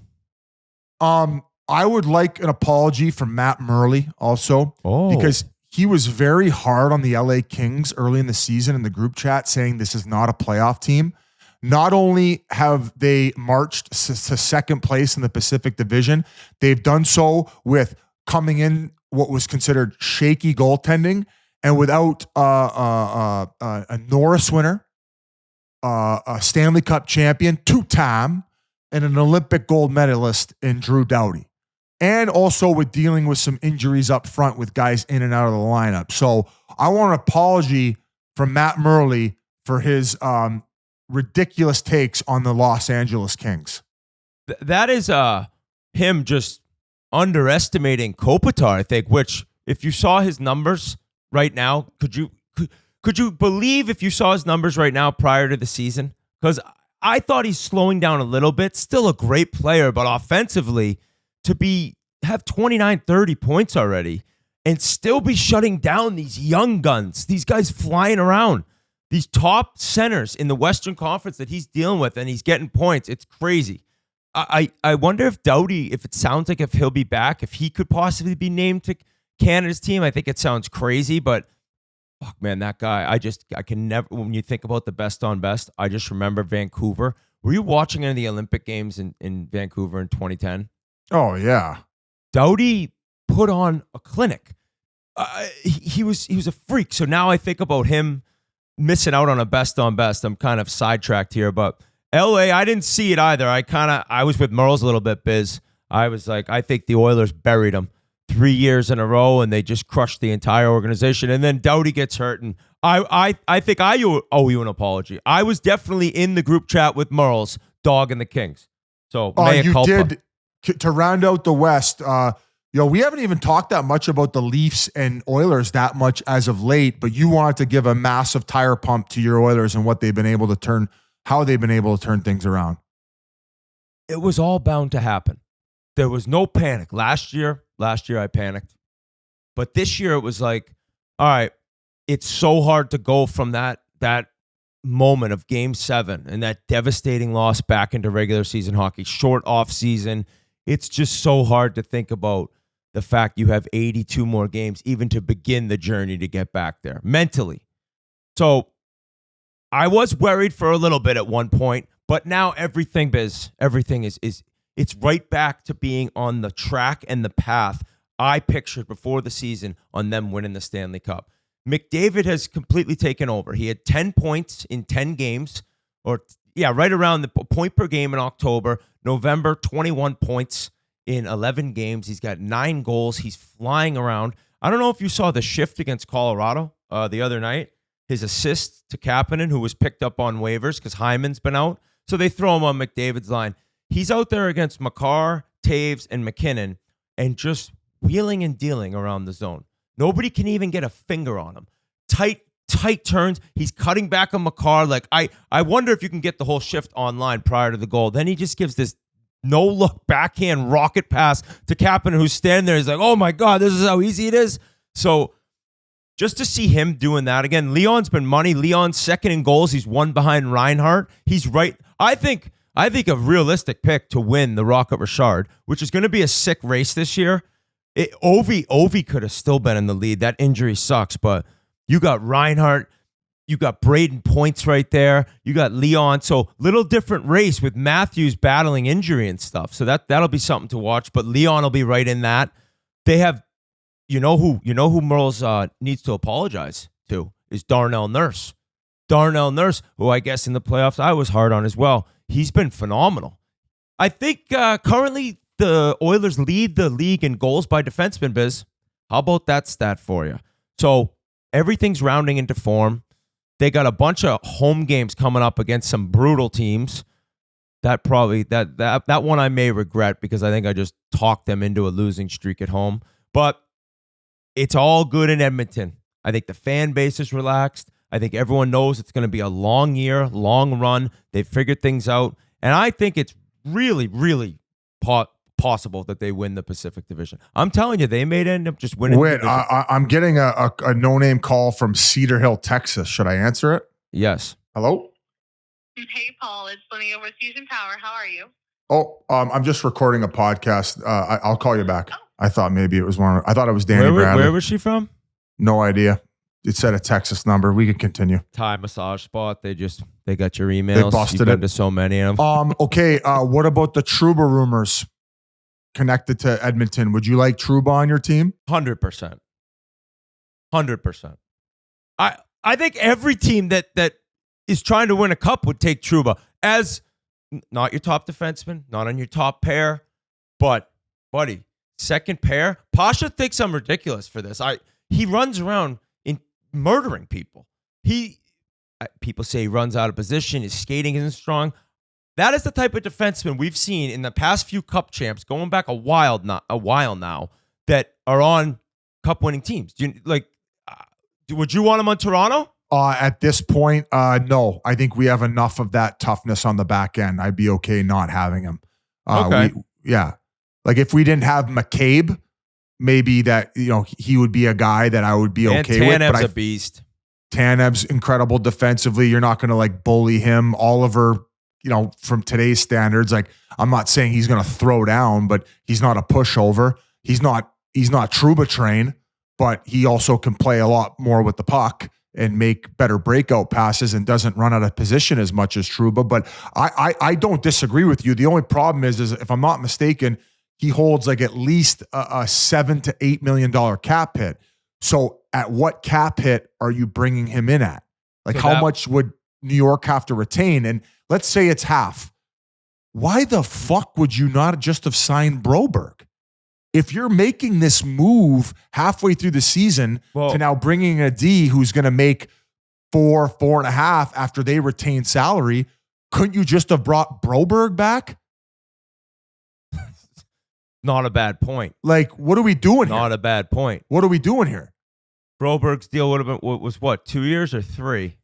I thought it was a 4-year deal at just $4.5, $5 million. The chat will help us out here. They can dig it up. But if they want Trouba, they ain't doing it at what he's making now. No, Rangers are going to have to retain a shit ton of salary. You couldn't. Oh, I wish Pasha was here to give his argument on why he couldn't even see Trouba as a sixth defenseman on a cup champ. I think he's ridiculous for that. Just because the way that's playoff hockey. It's also tough paying a sixth defenseman $4 million on the books. to help you win a Stanley Cup. I mean, I think they were paying Cody Ceci the same amount. No, Biz. So Broberg was a 2-year deal. So that makes even more sense what you're saying. Oh, wow. I thought it was what was it at? 4.5? Yeah, it was 2 years for 9.1. Okay. All right. I was right on the number then.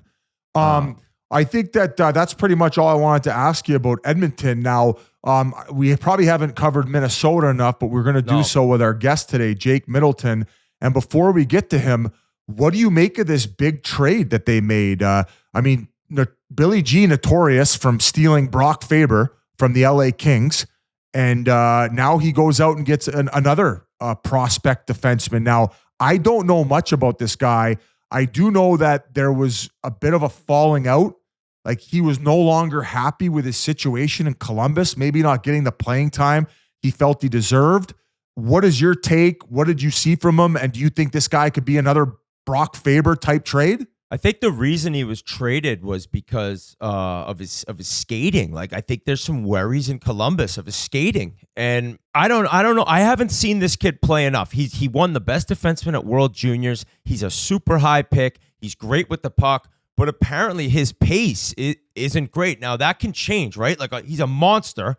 You know what it is, like 20-year-old, 21-year-old, like you're going to grow into your body. But if there's worries from Columbus on his skating, and I think the major thing is Don Waddell, it wasn't his pick, right? So you come in, you become the GM, and you see a guy play. And Waddell said, he had a quote, at some point you kind of got to stop looking at where they were drafted. If there's something you see that you don't really believe in as a younger player's coming up and you didn't pick him, if you pick him, it's a lot harder. Because those picks are your resume. But he ends up going and making this deal that it was open. It was done. Like everyone knew beforehand this guy was going to get traded. And then you think of young defensemen, how long it can take and how scary it is if you lose a guy who ends up being really good. You know, maybe his skating gets a little better. Maybe a different system helps him out. But now if you look at this kid panning out, and you got Minnesota and looking at Brock Faber locked up on what's going to be a joke of a deal. You got Spurgeon as a captain. If he can stay healthy, he's still a really good player. We're going to talk to our guy Middleton. He's a dog out there. Zeev Bouillem was drafted really high this summer. He's going to be a stud. And then if Juracek can form out, you're looking at a pretty sick decor. Oh yeah. So it's hard to judge this trade right now, but I do think it's a lot easier said than done when you make the pick. When you pick a guy 6th overall, 5th overall, whatever, top of the first round, to give up on him because you're like, fuck, that's a chance where you get a difference maker most of the time. I right now he's in the AHL. He was called up when the trade happened. I don't think he's playing tonight. They play Monday night. After that, we'll maybe see him. So, dude, if you have that much skill and you're that big and you've had moments of looking great, and all of a sudden a new coach comes into Columbus and you're young and you're not playing. I could see him figuring it out. And I could see him getting back to like what made him this good to begin with. Maybe a little bit more confidence. He's probably struggling with that. If you're playing 12 minutes, you're under the impression if I make a mistake, I'm getting sad anyways. So I can't wait to see how it works out. Minnesota's playing great, though. It's going to be hard to change like a winning lineup, although Middleton tells us that Brodin's battling some stuff with his back. So Alan Walsh is his agent, too. So he loves his clients. He's going to back his clients up. He had a tweet that said, overtime winner David Juracek, what a goal, I believe, with an exclamation point. He was going to the net. He threw one hand on the stick. The puck was ahead of him, tipped it top shelf, one hand. So Alan Walsh, announcing the goal, representing his client with passion on Twitter. So I love the Wild, though. They're a fun team to watch. The arena goes crazy. They got a great crowd. Those green and yellow jerseys look so sick when they wear those. Kaprizov has not slowed down. So I talked about McDavid getting was 21 points in November. I think the only guy he didn't have any more than is Kaprizov. And to see what he's doing, he hasn't slowed down. Thank God he wasn't too injured. I think I might have mentioned that last week. But it's a fun team to watch, and it seems like a great locker room. Probably starting with Billy G, our guy. No doubt. No doubt. Do you want to throw it over to Jake right now? I think we should. It was a great interview. Good to get to know him and talk a little bit about the off-ice activities and then get into that locker room and what makes it such a great culture and how inviting they were and made him feel right at home after he was originally traded. So without further ado, Jake the Snake Middleton. Hockey season is here, and we cannot wait to get out to some games this fall with the help of Game Time, the official ticketing partner of Barstool Sports. There's no feeling like seeing a breakaway goal in person, and Game Time can help. You know how much we love Game Time, and now with the brand new Game Time Picks features, there's making it even easier to get to a game. Game Time Picks filters out the fluff to show you only incredible deals on great seats, so you don't have to waste time searching through thousands of tickets for an NHL or college hockey game near you. I was looking for tickets for the Winter Classic, and I saw an amazing Game Time Picks deal for great seats. And you can just pull up your chosen event, turn on the GT Picks setting at the top of the screen, or browse the best local Game Time Pick deals near you on your Game Time app homepage. What are you waiting for? Go buy your Winter Classic tickets on Game Time. Take the guesswork out of buying tickets with Game Time. Download the Game Time app, create an account, and use code Chiclets for $20 off your first purchase. Terms apply. Again, create an account and redeem code Chiclets for $20 off. Download the Game Time app today. What time is it? Game time. What the Sorry, boys. I just moved in here. Let me just adjust this seat here. Oh, buddy, And you then got sits all over your ass. What's going Yeah, on? I got That's a couple- That's what the steroid users lot of have. stress going on lately here, Whit.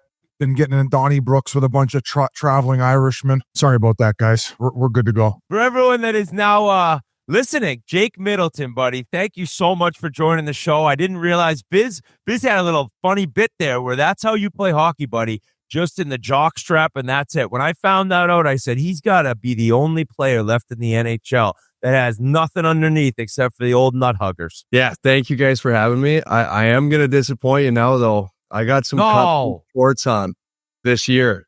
What? Why? Oh, have you guys seen the video they show at the beginning of the year about getting cut? True. So you get the protective. I tried last year putting them on. I couldn't do it. It was still too claustrophobic and hot, and this year, it got the better of me, and I had a couple points in the first couple games of the year, so now I'm sticking with it.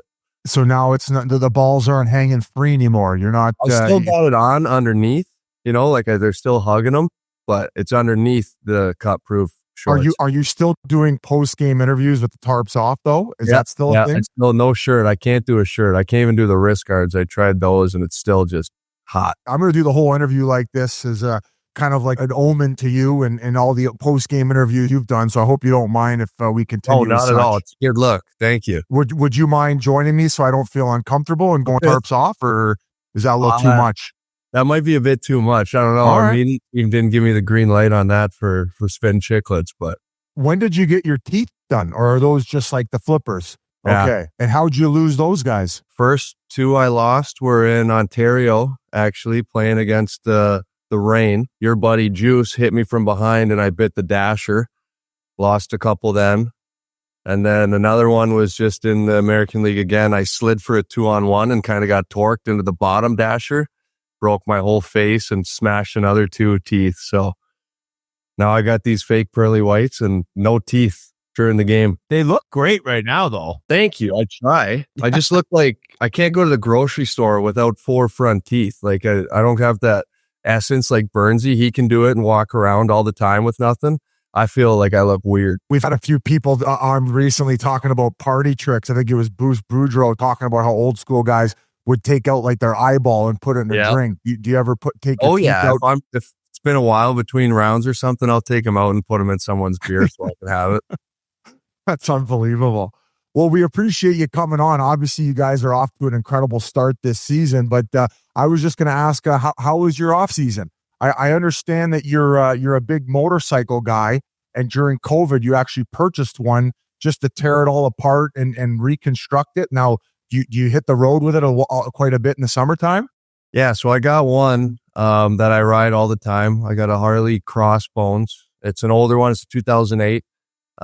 That's like my daily driver that I ride all the time. I went on a trip with my old man out to Vancouver, basically a salmon arm from Minneapolis. He picked me up. So I did that in the summer. The one you're talking, it's a little Sportster. I took it apart during COVID, put it back together. It's traveled with me here to Minneapolis, and now it's in pieces because I got a little ahead of myself. And now it'll be more work than I was expecting to get it back running, but we'll figure it out. So you knew nothing about like reconstructing a bike before you took it apart, and like were you just going based on? Yeah, like, while I was YouTube? watching YouTube, you guys were probably bored during COVID too, right? So I was watching YouTube. I bought this thing for a couple grand and took it apart and started tinkering around with it. But like I said, it's been sitting there now. I cut something off that I shouldn't have. Now I got to rewire a whole bunch of shit I wasn't expecting, but we'll figure it out. We're fine. When were you riding them when you were a little bit younger? Like when you first got your driver's license, was riding a motorcycle one of the first things you wanted to do? It was. I didn't have one at the time. We had rode dirt bikes and that growing up, so I'd always liked it. My dad absolutely loves motorcycles. Like it's a huge passion of his. And then when I was 20, I got my first one, and I just haven't looked back since. What's cool is I saw a great video. It's Becoming Wild on YouTube about yourself. I think they do it for a lot of the wild players. And in that, your dad talks about how his father, your grandfather, he rode motorcycles along the convoys in World War II in France and Germany, North Africa. And then all your tattoos are related to your family and like what they mean to you. So I guess the motorcycle love came from your grandfather to your dad, and he's passed it down. Yeah, it's just been a passion in the family, and we all enjoy it. It's pretty cool. Like I said, I got to ride out to BC with my old man this year. And then we had a Father's Day ride a couple years back when I was home in Ontario. It's a cool bonding experience for us. Is there anybody else in the league that you ride with? Like I know Zach Cassian's a huge motorcycle guy. Do you ever get together with some of the players and ride? Alton Trout is a guy. I played with him in San Jose. Him and I went out to Sturgis one year. He picked me up. He left Windsor, and same thing. He picked me up just outside of Minneapolis, and we rode over to Sturgis in South Dakota. That was quite the trip. That was fun. Well, I've always been intrigued by it, but obviously scared about the fact that like one little mistake, like what is it about the riding that you just love? Is it like the thrill of it, like hitting the open road? Like how would you describe your passion for it? Meditative, I would almost say. You're not thinking about anything else other than your knees are to the breeze, I like to say, and you're cruising. There's nothing else going on than the two wheels moving underneath you. And it's, you just lose track of time and follow the sun. That's awesome. I'd love to talk about your beginning in hockey, because you talked about your dad and he built a backyard rink for you and your brother, who you and your brother got to play together in the AHL a little bit. It looks like he's a tough kid. I'm guessing back in the day you used to beat him up, but now I don't know, dude. He looks like he's bigger than you. Is he tougher than you now? I might have had him till I was about 12 years old and he was 10, because then he got a lot bigger than me. And he's got that switch too, like he's got that. If you flip the switch, he'll fucking lose it. So I stopped fighting with him when I was about maybe 14, I'd say, is when he really started scaring me. Do you remember the one instance and you're like, oh shit, like I don't got him anymore. Like this is all flipped. It wasn't so much where he started getting the better of me, but there was one time where he was on top of me, got me with a nice right hook, and my nose started bleeding. And he just looked at me and said, "You're the only one who's going to get in trouble anyway, so go ahead and tell Mom." And that was just like, he had me every way. There was no way I was not getting in trouble. So that's unreal. You guys must have had a very interesting upbringing, and you're kind of known as a player to be like that lunch pail style, like very blue collar. I was talking to Billy G too, and he said that growing up, you helped out a bricklayer. That was one of your part-time jobs where you have to lug brick in the moiter, and I guess your parents obviously trying to teach you values and earning your own money and things like that. Yeah, my brother and I, we had worked from a very young age, whether it was at a restaurant, washing dishes, running hockey camps all day. And then high school was kind of the one where we got into bricklaying because they paid money. They like $15 an hour was a good job for the summer. So we would work out at like 6 a.m. The boss let us come in a little late. We'd get in around 7:30, 8 o'clock for work. Then we worked till 5 and then go skate at night. But yeah, that was 3 years, 3 years that I did bricklaying. That's just the work ethic right there, I think, that you're talking about that got you to where you're at today. But what I'm interested in is we've interviewed a lot of guys who, right, were kind of like no names and then really took off and came out of nowhere when they were 18, 19. And yourself, you were a really, really nasty younger player, a real high pick in the OHL. And then by the end of junior, you're kind of looking for a deal. You're invited to San Jose camp. Was Was there something that changed in the OHL where it, maybe you didn't kind of keep progressing as they thought you would as that high draft pick? Or was it just changing your game a little bit? Like, take us through how you went from where you were at the end of junior to where you're at now, like playing on the top pair. Yeah, I don't know. Obviously 8th overall in the OHL draft, and then slipped all the way to Mr. Irrelevant my draft year, which I wasn't expecting. But I probably I don't know. I had a lot going on. I probably had too much fun that summer. I was still being a kid. Maybe immaturity was an issue. I can look back on it now and say that, right? Because it all worked out. Fortunately, I'm not still laying brick. So that might have been a scenario, but then no. And then LA picked me up. Those guys were unbelievable. Biz, you would know that whole development staff. Like Rob Blake was on the development. Unbelievable. Nelson Emerson, all these guys. So even though I got picked last and it didn't work out with them, they did wonders for me in my development. It was such a good development staff they had. I would come out here to Minneapolis even and train with Jeremy Clark. Yeah. I'd have John Scott and Stu Bickle throw me around a boxing ring in the summer and just that kind of thing. They were just so good to me. But yeah, to figure out at the end of your junior career that you're not really getting a deal, I thought I was going to be, again, laying brick for the rest of the year, maybe go play in the CIS for a bit, not know what was going on. So they call the last pick in the draft Mr. Irrelevant. Like, that's the actual title of it. I don't know. That's what everyone keeps telling me. Did you get like any type of award or like gag gift for it? Nothing. Just everyone just laughs at me now. Yeah, shit signing bonus was the award. One pick before David. Yeah. The year prior. That's unbelievable. So I noticed that you were drafted by Owen Sound, and then I think it was after your first year or midway through your first year. Through. Yeah. Yeah, you ended up getting traded over to Ottawa. Now, I played in Owen Sound. I loved it, but going over to Ottawa, like, really well-ran organization, like, one of the deepest and great pedigree there. Was it a world of difference going from Owen Sound to there, and like the way that you were able to develop and the way they ran things? In a certain sense, yeah. We were in a bit of they had moved from that Civic Center down in downtown. We were playing out in Canada. They were redoing the football field my first 2 years. So we had to go all the way out to Canada. So our ice time, it was weird development wise. We were practicing in like an old arena, and then we'd drive 45 minutes to Canada for games, and there'd be 1,000 people in the Canadian Tire Center. Nah. So it wasn't great. But then you'd look at Owen Sound. Owen Sound is 30,000 people, 1-2 high schools. And then I went to Ottawa, the nation's capital, 2 universities, 2 colleges, like a huge downtown. So maybe I had some growing up to do there as well, too, Just ripping a Harley through the capital, winking at everyone. But when you went to camp, you were invited by, was it San Jose, the Barracuda first off, for the rookie camp? I had went up after my last junior year. I had went up to Ontario because they still had my rights. LA did.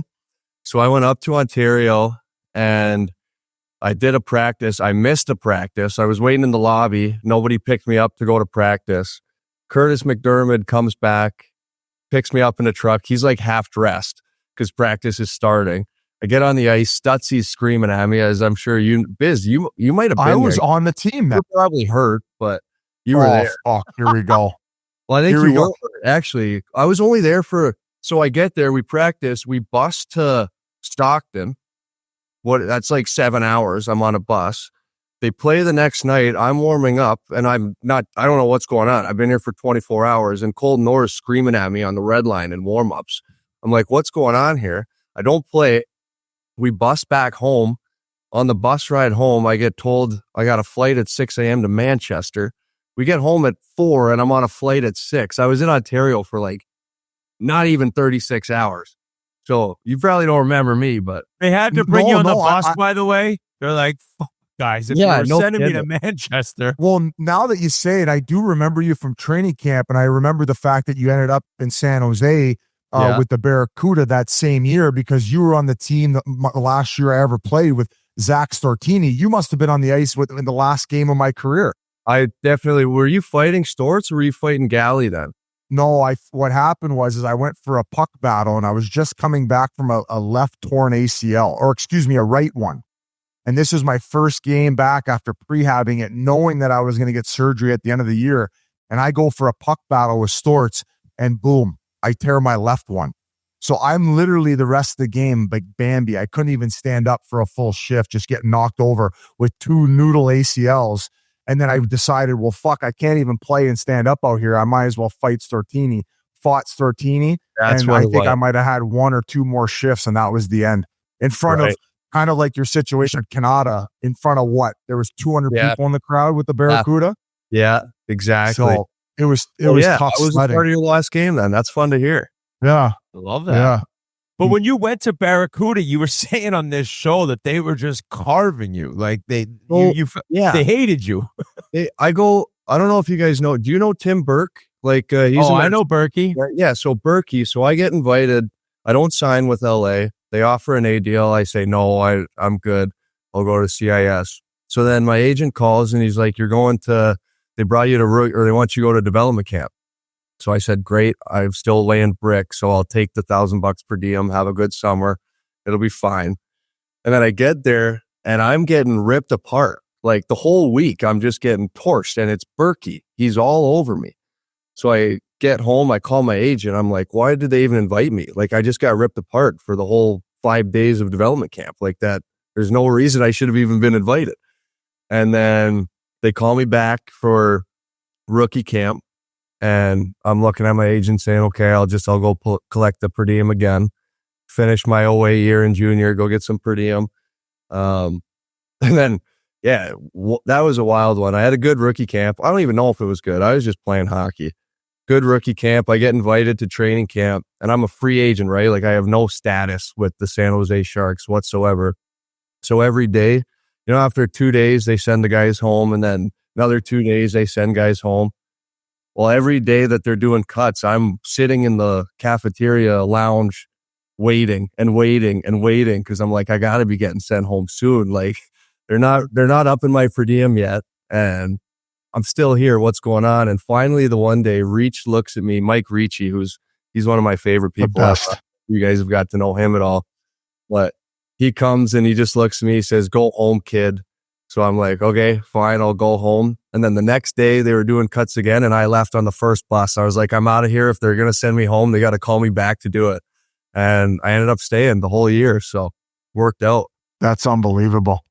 You must have played real well then, because like from what you were hearing earlier, and then to make the team, it's like you had to be really showing up. And were you already like shut down D-man style, like Biz said, blue collar, just getting pucks out? Or was your offense I can't stick handle. I don't have much offense. Like, buddy, you kind of do though. You kind of do a little bit. Like a little bit. Not like I don't have any confidence in it when I do it, but if it works, it works. But I don't know. They had a system, right? That was Pete DeBoer was coaching there. And I just kind of dove into being able to play that system well, showing I could do it. Because like I said, I don't have many skills that I can rely on, but if you give me a system, I think I can figure it out. And it was just one of those things where I thought I'm here. I may as well give it the best I got, right? Outside of maybe like being naive to it all, who would you say outside of Pete DeBoer was like the most beneficial to your growth? Like, I mean, Spotter is usually his assistant. Like, who were you working with hand in hand? Was it maybe Vlasic, like one of the other D-man you were able to relate to? It wasn't so much relating to any one player. My first year, there was a coach there, Ryan Mujanel, who I believe he's still the head coach in Providence. He kind of really took me under his wing and just helped me, showed me how to play the game the right way and just get by and do the right things day in and day out. So he was someone I always looked at. He helped me a ton, especially my first year.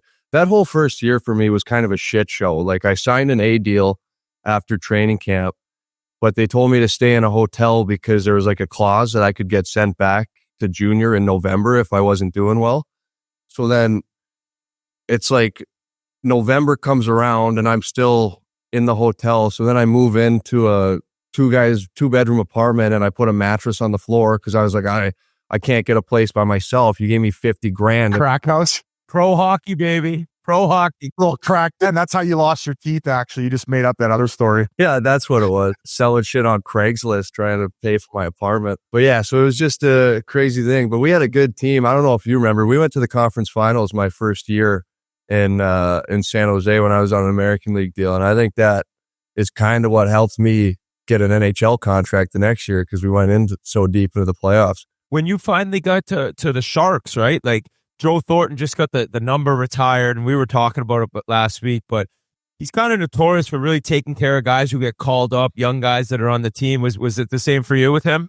Yeah, he was such a character. He actually, my brother just got a call for the Spengler Cup too. Oh, nice. And Jumbo was on that committee, and he said he got a call from Jumbo. He was shirtless on a beach in Maui or something, just screaming into the FaceTime. But yeah, Jumbo's just that guy. I watched his YouTube or the teal thing they did for him with his jersey retirement, and he's just like that with everybody. He makes you feel so welcome. Isn't he the best, man? Like, just like, it's crazy how much energy he has.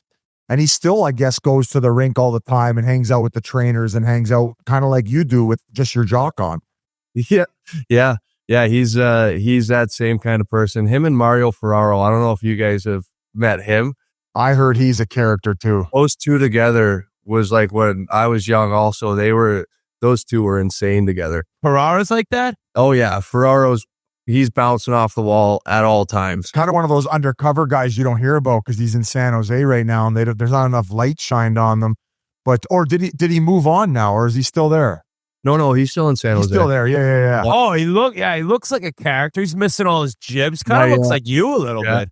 He's way uglier than I am with no teeth, but yeah. Is it true? Because I what they say about San Jose, like Man Jose, because I felt that every time I went there, like it was hard. There was like no women around. Like it was weird. It was just all dudes. Yeah, you could say that. There's not many there. There's not much of a nightlife either, though, right? There's some good restaurants in that if you get out Los Gatos way. But yeah, there's not much going on in terms of nightlife. So for a young guy, if you're looking for a young single guy, it's slim pickings. Well, were you single at the time? Where would you go? San Francisco? I've been married forever, but yeah, San Francisco. We would go up to the Marina District in San Francisco. That was a good time. It's a little like a lot of homeless people and shit up there, literal shit on the streets, but we'd head up there sometimes, take the train. Yeah, I think there's an app now that actually like registers where all like the people of shit around town. So just to beware of like the piles of shit from people leaving those. Now, I guess it's time to move on to when you finally got to Minnesota. Like, did it come as a shock to you moving on? Like, obviously things have really worked out there, but like probably hard to say bye to the team who really gave you your first opportunity in the NHL. Yeah, it was. There's a lot of emotions, good ones too, though, like that. And I owe a lot to San Jose. Like even that year, I kind of made the team out of nowhere. Like I thought, we talked about how I was going to finish my junior and go to the CIS.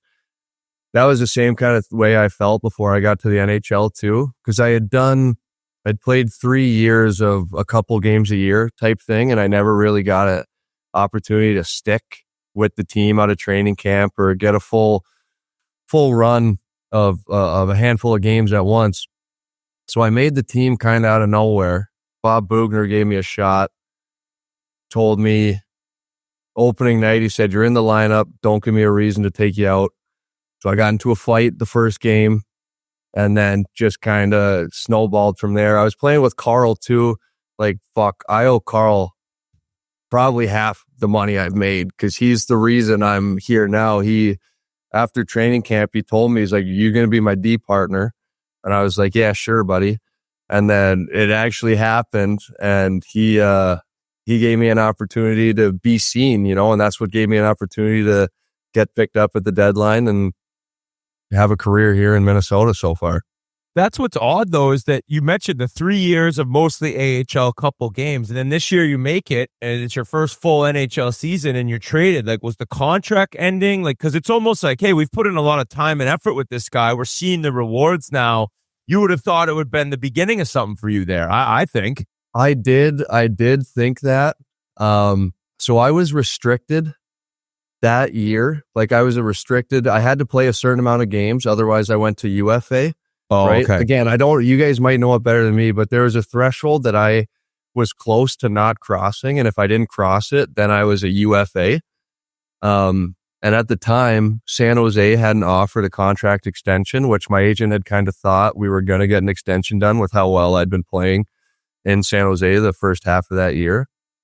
And then TSN, all that shit's kind of swirling around going up to the deadline day, and my name's all over it. And I'm have no idea what's going on. I've played 45 games in this league, and I'm like, no, I'm in the top 10 on trade bait on TSN. So I'm calling my agent, and he's saying, yeah, no, there's a handful of teams who are really interested in you and this and that. And I'm thinking, okay, cool. But I'm also not sitting out games because I have this restricted thing, right? So normally guys are, if they're going to get traded on deadline day, they might not sit out the game before. Yeah. So we play Arizona the night before deadline day, and I'm in the lineup. My agent's like, can you tell me if you're playing tonight? So I get there, I'm in the lineup. I text him, I say, I'm in.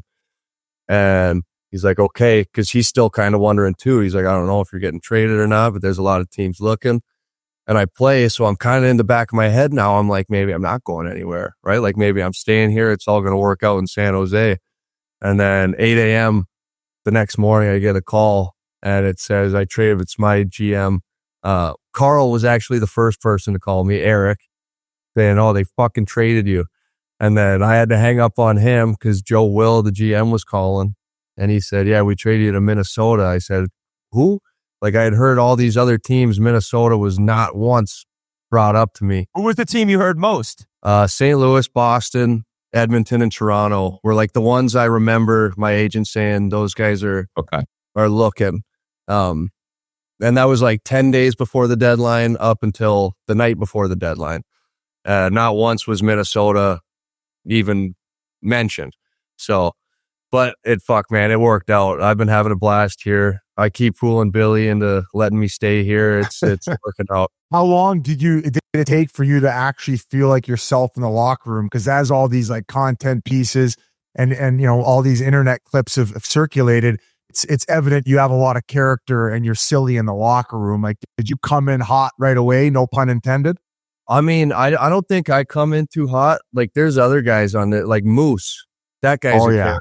Like, he's a character. Zuccarello, he's a character. All these guys here, they're just, but they're so welcoming. Like, it was so, even when I got traded, I was at the hotel. Tyson Jost had got traded with me, Flower, and then Delorier. We all kind of came in within a couple of days of each other. And we all just kept talking about how good this room is. Like, everyone's so, it's friends everywhere. If guys go for dinner, it's a group of 12 to 15 getting a table. And it's been like that since I got started here. And it's a blast. The room's so good that anyone can be themselves. Whit, I think the term that Billy G used this offseason was no assholes, right? Isn't that what he said? Like, no what's assholes. the room like? No assholes. No assholes. No assholes. Yeah, that's a perfect way to put it. No assholes. Has Fleury buried you with anything yet? I mean, how ridiculous is he? Trying to deal with him, or are you kind of off his radar? I stay away from that because I don't want to get involved. I do. He loves the shaving cream and the towels. You got to double check every time. Classic. He's a 12-year-old. Yeah.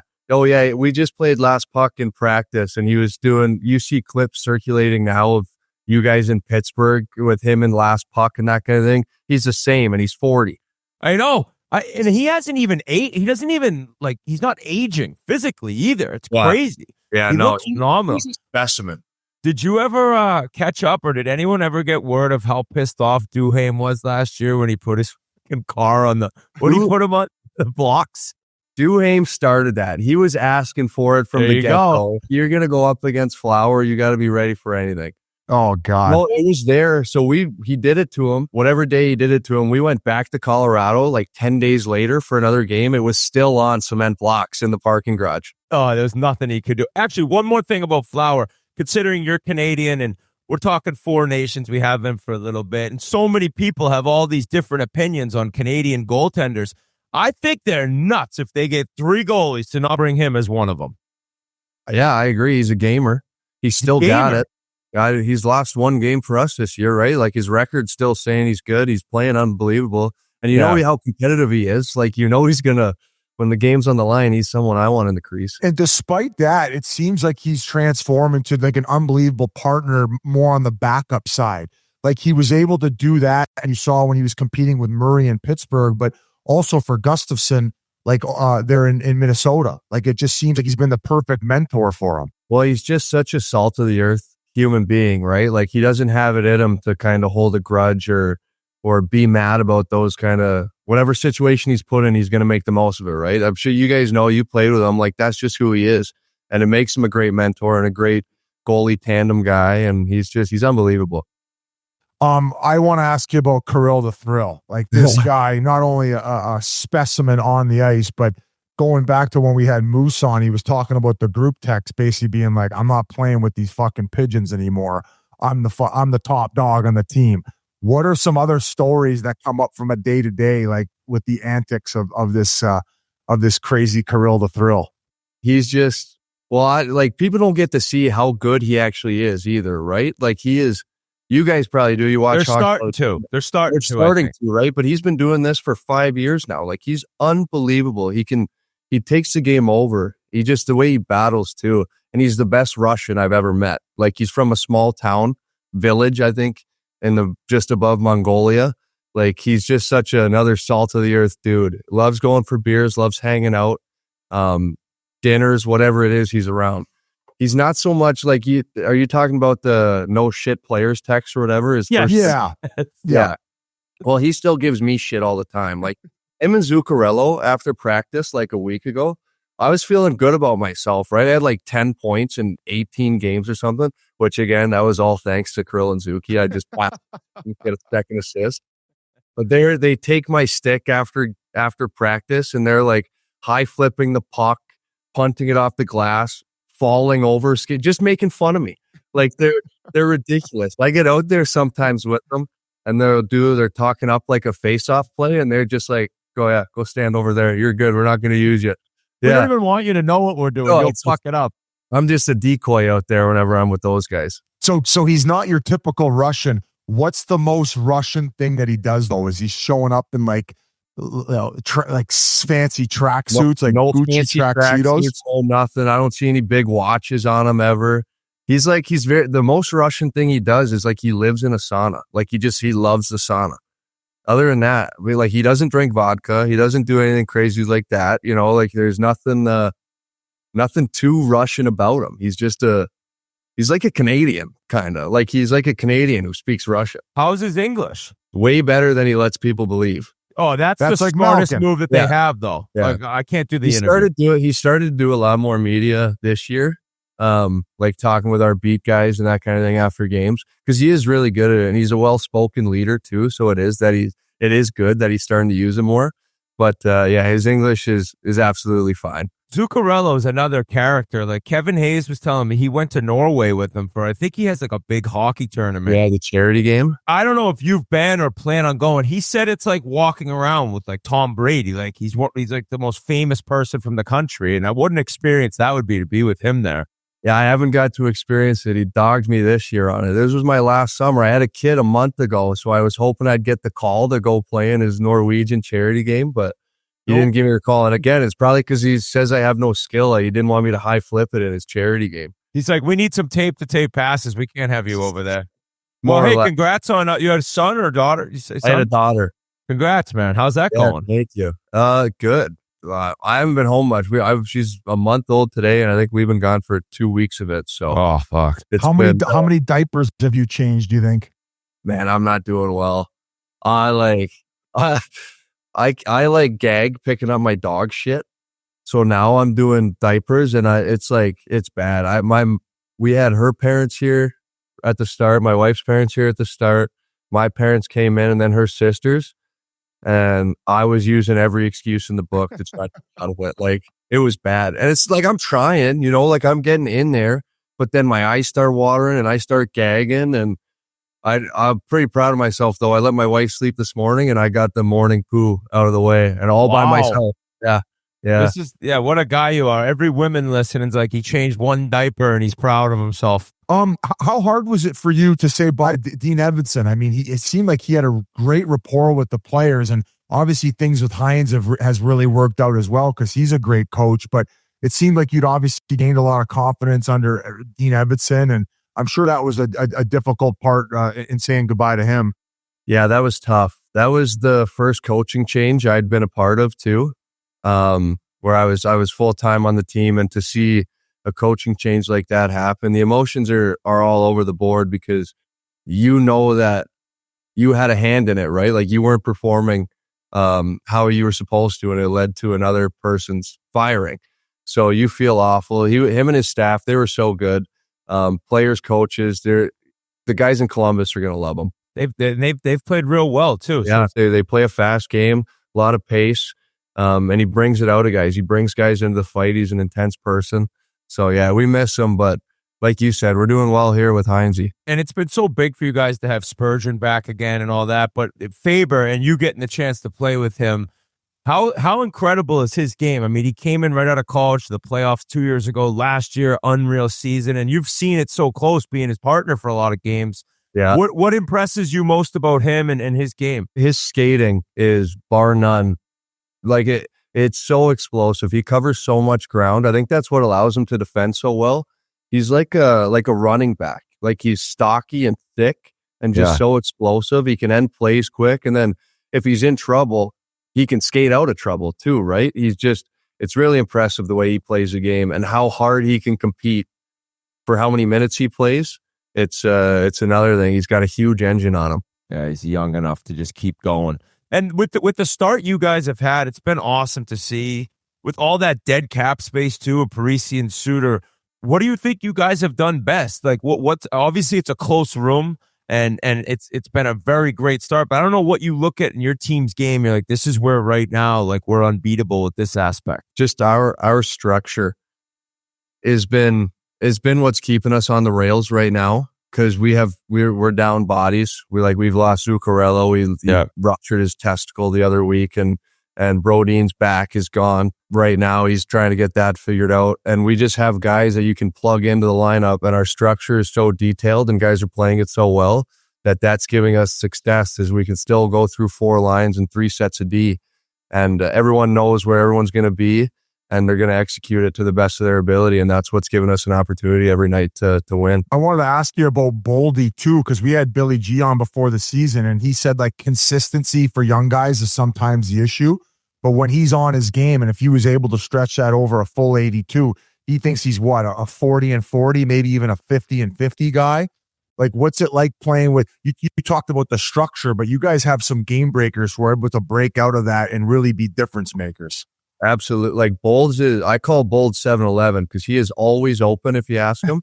But and I say it as a chirp, but he truly wants the puck on his stick, right? Like, he wants to get the puck on his stick and make something happen. And you can't ask for more from a player who wants to be put in the toughest scenarios and toughest situations and try to make something of it. He's got so much skill. He's so big. He can protect pucks and work them down low.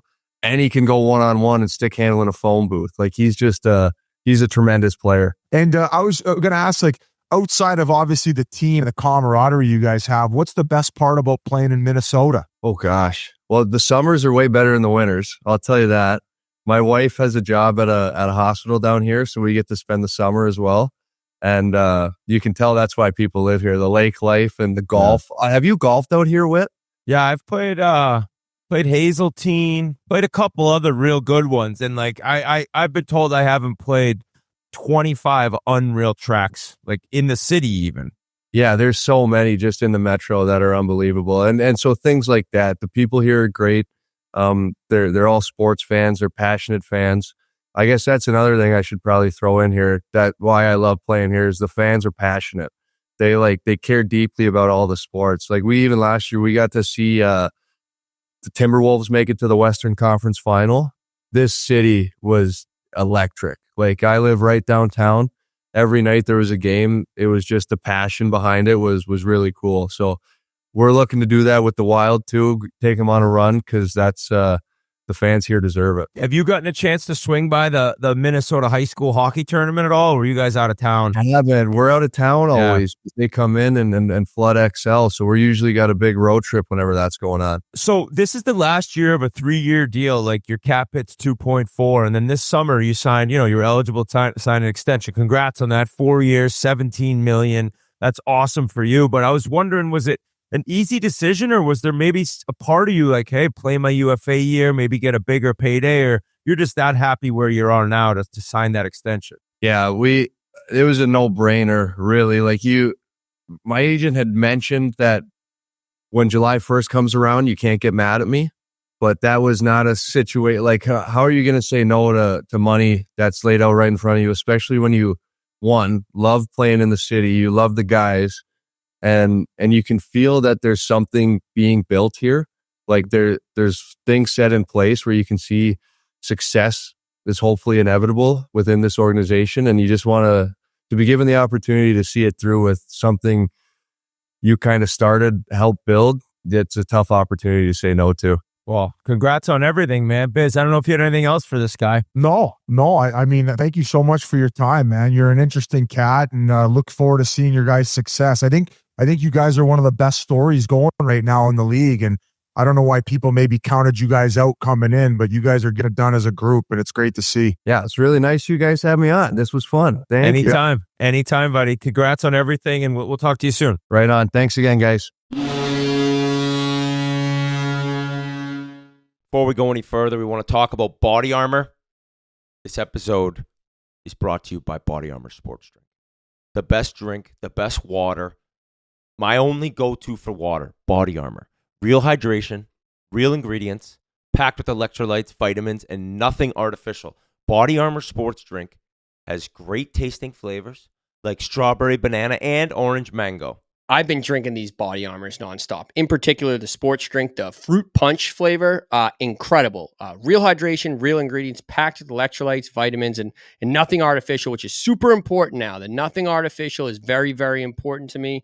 But you just look at the side of this thing, and it's like electrolytes per bottle, potassium, 1,200 milligrams, total blend, 1,400 milligrams, antioxidants, vitamins A, C, and E, B vitamins, B3, B5, B6, B9, B12. I love this. The fruit punch is by far my favorite flavor, but strawberry banana is great too. I also like the orange mango in the morning as a little orange juice replacement, but I love Body Armor. You should too. Get yours today at Walmart or a local grocery store near you. Bingo. Thank you very much to Jake Middleton. Guy's guy. Looks like a guy you'd like to crush a few beers with, Biz. Or Pink Whitney, I should say. Yeah, I thought he was going to take my tarps off invite, but I guess I'll just be the only one with my shirt. He looked over to maybe like a PR person from the team, and like he's like, no, I'm not gonna. Maybe he was being shadowed. Okay, well. So, in terms of quick hits around the league, Sam Reinhart he's just that good, is on pace for more goals than last year. Last year, he pops off one of the most legendary seasons just with the contract, the cup, the goals, like a fairy tale season. He's coming back and he's doing it again. And the Panthers, it seems like when they want to be good, they just turn it on and crush teams. And he's the biggest part of it. Like Barkov, there's so many players there, but Reinhart being this good, I never knew he was so good defensively. Everyone saw that in the playoffs, all last regular season, killing penalties. And I guess he's this great of a goal scorer because now you're looking at like, all right, there's no fluke here. You've seen Hyman, who's battling injury. He's slowed down. That was probably one where it's not fair to compare the skill and the goal scoring ability that Reinhart has to Hyman. But I think people thought that Reinhart would maybe slow down in a similar fashion after last year just popping off. Did you see this happening again? Well, I just go back to last year's comments from Maurice saying that he's the second most intelligent hockey player he's ever coached. I think he said Ron Francis is number one. So that's like high praise when you're comparing a player in the same breath as Ron Francis. And what was even like so to answer your question, I didn't think he was going to be able to do it at last year's rate. And I definitely didn't think that when Barkov ended up going down with injury, when he slid into the boards against the Ottawa Senators, when he was going to miss time, I'm like, well, it's going to affect everybody's offensive output, including the power play and how well it clips at. Well, that didn't fucking slow him down either. So it's just like the fact that he took a hometown discount to stay there and now he's producing at that same clip rate, it's like almost unfair that they got him and Verhaeghe and Barkov and whoever else they have locked into these fair team-friendly contracts. because I don't care what you say. Like, that is one of the biggest bargoons in the league based how he's came out of the gates this year. So just highly impressed. And one guy it doesn't shock is Pasha, who's very close with him. They grew up together. I think Reinhardt's from North Vancouver. Pasha's a cake eater from West Vancouver. So somehow they grew up together and probably played on the ice together. Mind you, Pasha's got shit mitts. He can't skate. So all the skill for hockey players was in North Vancouver, not West. But just Pasha was a remarkable. bender, right? Just he still is like the ugliest skater you've ever seen in your life. He looked like William Jennings after I gave him the right hook to that left temple of his skating out there. But yeah, just remarkable what he's doing, and he deserves all the praise. And possible Rocket Richard winner, given how good he is defensively, do you ever think he would get any Selke consideration? But because he's a winger, it's hard, you know. Like, do wingers typically get nominated for the Selke? Well, I more look at it like, do they not even worry? Like, does the goals not even matter for the Selke? Like, do voters of the Selke not even worry about that? They're solely defensively, or do you take into effect? I think you have to take into account, like, he's scoring goals while also playing a huge role defensively. So yeah, that's the way I look at it. So I think that's even more impressive, but also impressive. We talked Columbus. Zach Werenski is on fire. Woo. When we met him for the original Chiclets Cup, that was the first one, Detroit, correct? Yep. We had never met him, did the sandbagger, the most ridiculous shot I think we've ever seen on a sandbagger when he chips in from about 80 yards away. I just thought he was a great guy, and I didn't know much about his game. And watching him more, you see, like, holy fuck, this guy when he wants. And he's had injury troubles. He dominates. He's turned it on this year where definitely I would say a Norris Trophy candidate. He leads the league in time on ice per game, 26 minutes a game. He's lighting it up. He had a 5-point game the other day. He had a Gordie Howe hat trick another game. And Dean Evanson, which I think we said last week, he's like this guy. I never knew how good this player was. So I think he's on Team USA, or he should be on Team USA.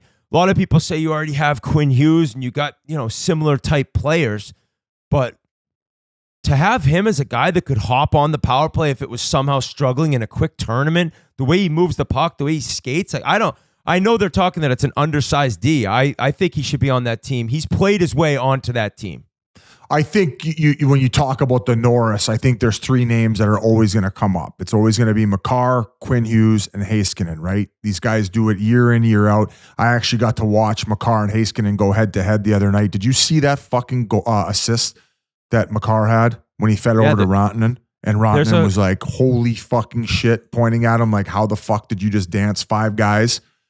But Werenski has entered the conversation for the Norris Trophy. And I know that a lot of people put emphasis on points, but you just talk about not only his ability to work on the power play, he can play penalty kill in all situations.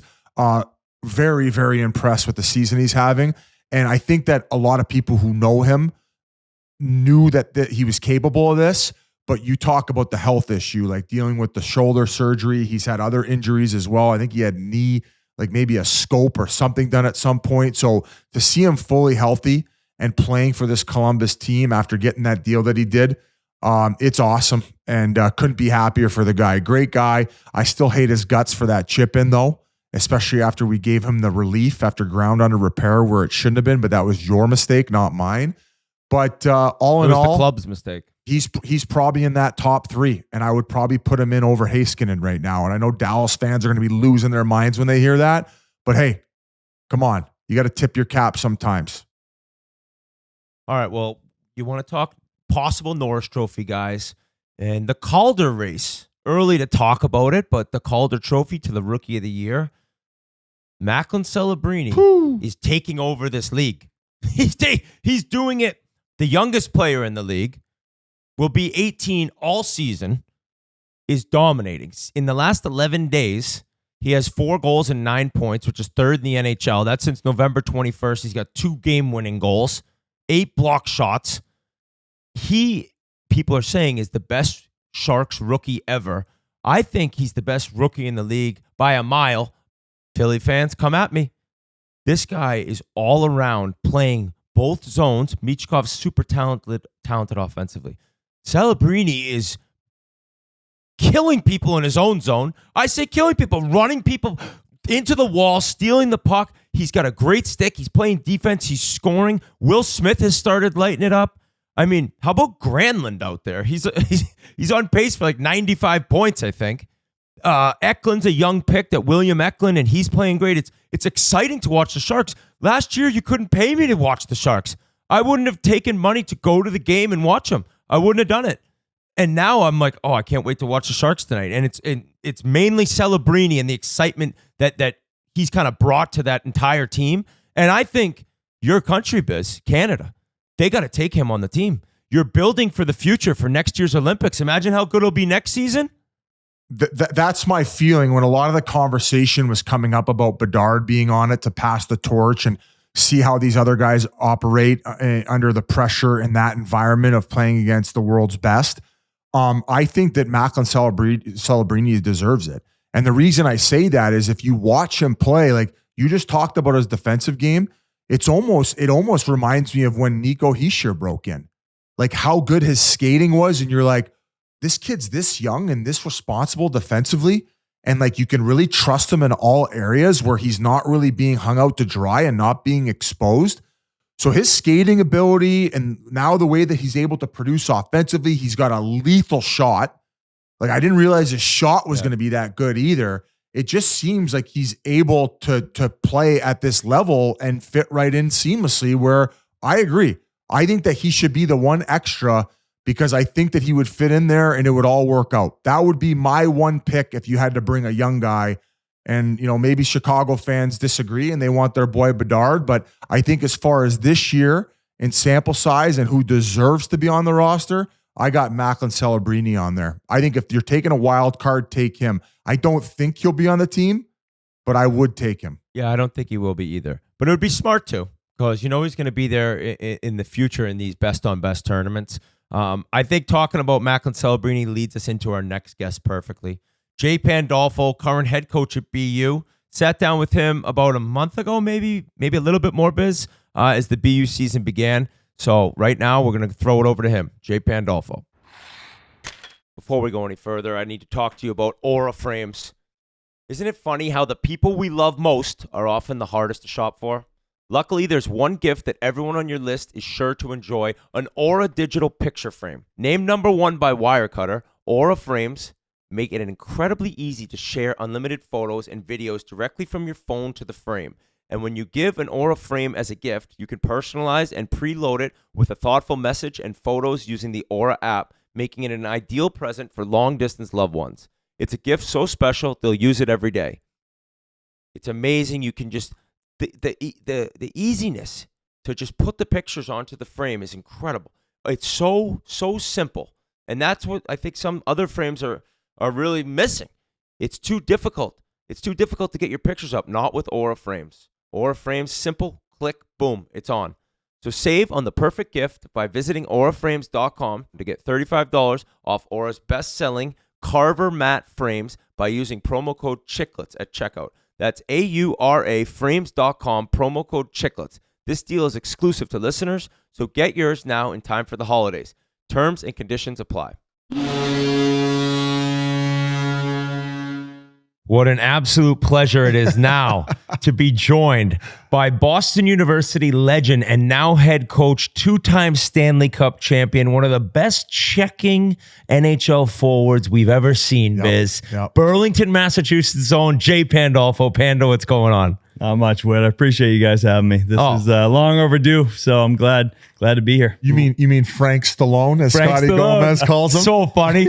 Biz asked him. He's like, oh, I used to just say this is Frank Stallone. You want to meet Sly's brother? Yeah, I used to go up to girls at a table. Hey, you want to make Frank meet Frank Stallone, Sly's brother? It's awesome. That was Gomer's thing for a long time, just to get the conversation started. What was his batting average on that line? Gomer, he had a high average. There's no question about it. But when you can talk like that, You guys have interviewed him. He would sit here for 4 hours. And We did the first time we interviewed him. I believe it was about an hour and a half, and we'd gotten through his rookie year in Jersey.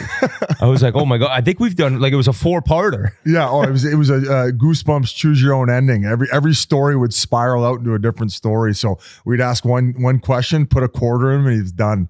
He does not forget a thing, too. That's why it takes so long. He remembers every detail. Crazy. Remembers every story.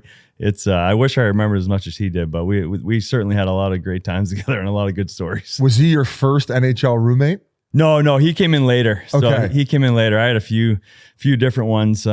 They changed over the years, but when he came in, he was my roommate right away, and I think we were together for like 8 years. So those walls could talk, but he's a treat. He was like a younger brother to me. Like he actually grew up playing with my brother in some of the USA hockey stuff. They played World Juniors together. I remember. World Juniors together. He actually came into training camp his 18-year-old year, and he probably should have made the team that year.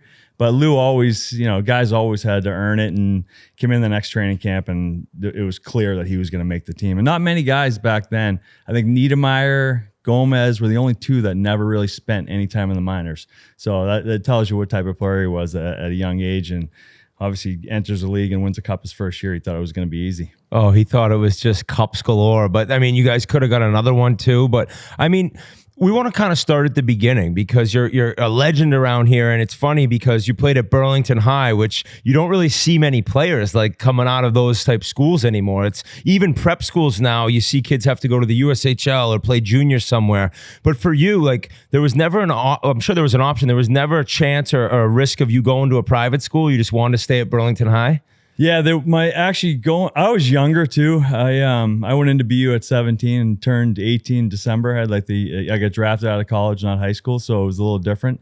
But I did consider going to like St. Sebastian's or Avon, repeat my junior year. But I was talking to some of the schools, and they felt like I didn't have to. So once I heard that, I'm like, I'm staying at Burlington High. Like, there's nothing better than that. There really isn't. You get to play in front of all your family and friends and all your buddies, and play with your buddies that you grew up playing with. You can't beat it. It's kind of a shame that it just doesn't work like that anymore. G's fist bumping right now. That's his hometown. He says he used to see you playing street hockey because you guys lived on the same street growing up. Yeah, were you aware of that?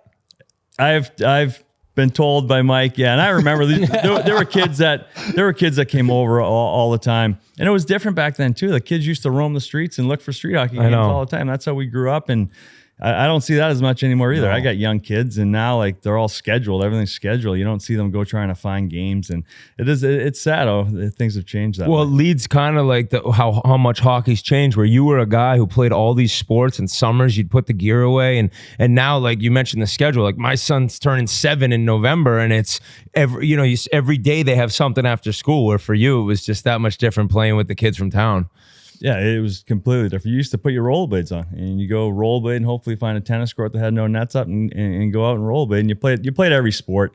And I'm trying to keep that going with my kids. I got a 15-year-old son who's still, he's really playing, good player, Biz. Played lacrosse a little bit last year. My younger guy plays everything. Plays flag football, lacrosse, baseball. So, and I got a daughter that plays too. She plays everything. You got to keep the kids in as much as you can, because I think too, you see these kids as they turn 17, 18, they're having hip surgeries and all these sorts. It's just overuse. So it's nice to see the kids do it as much as they can. I think it was Charlie Coyle we had on, who his email address was Boston University, wasn't it? Yeah. The IM screen name. He still left it during his freshman year. So for you growing up, like, was that the number one choice where you wanted to go, BU? It was one of the Boston schools. Harvard was a stretch academically for sure. It was really probably came down to BC, BU. My dad, believe it or not, played football at Boston College. He was a quarterback there. Never really, we give him crap. I don't think he ever got past third string. But for me at the time, and my older sister went to BC. She was only a year older than me. But for me, at that time, just BU felt like a better fit. And, I would go to both games, both campuses. And for whatever reason, I just felt like I fit better at Boston University. They were producing players at that point. They had Mike Boyle there as a strength coach, and it seemed like he was ahead of his time. And and then Jack Parker, who was second to none. So it was just once I got there, I got around the guys, it just felt like it was a place for me. And I was just going to ask about the Burlington High School. You got recruited out of there. Was that more common though back then, where guys would actually play high school? Yeah, no question. It was definitely more common, especially around Massachusetts. You'd have a handful of kids out of public high schools. You'd have a ton of kids out of the Catholic Conference and a ton of kids out of prep school. That's how they used to recruit around here.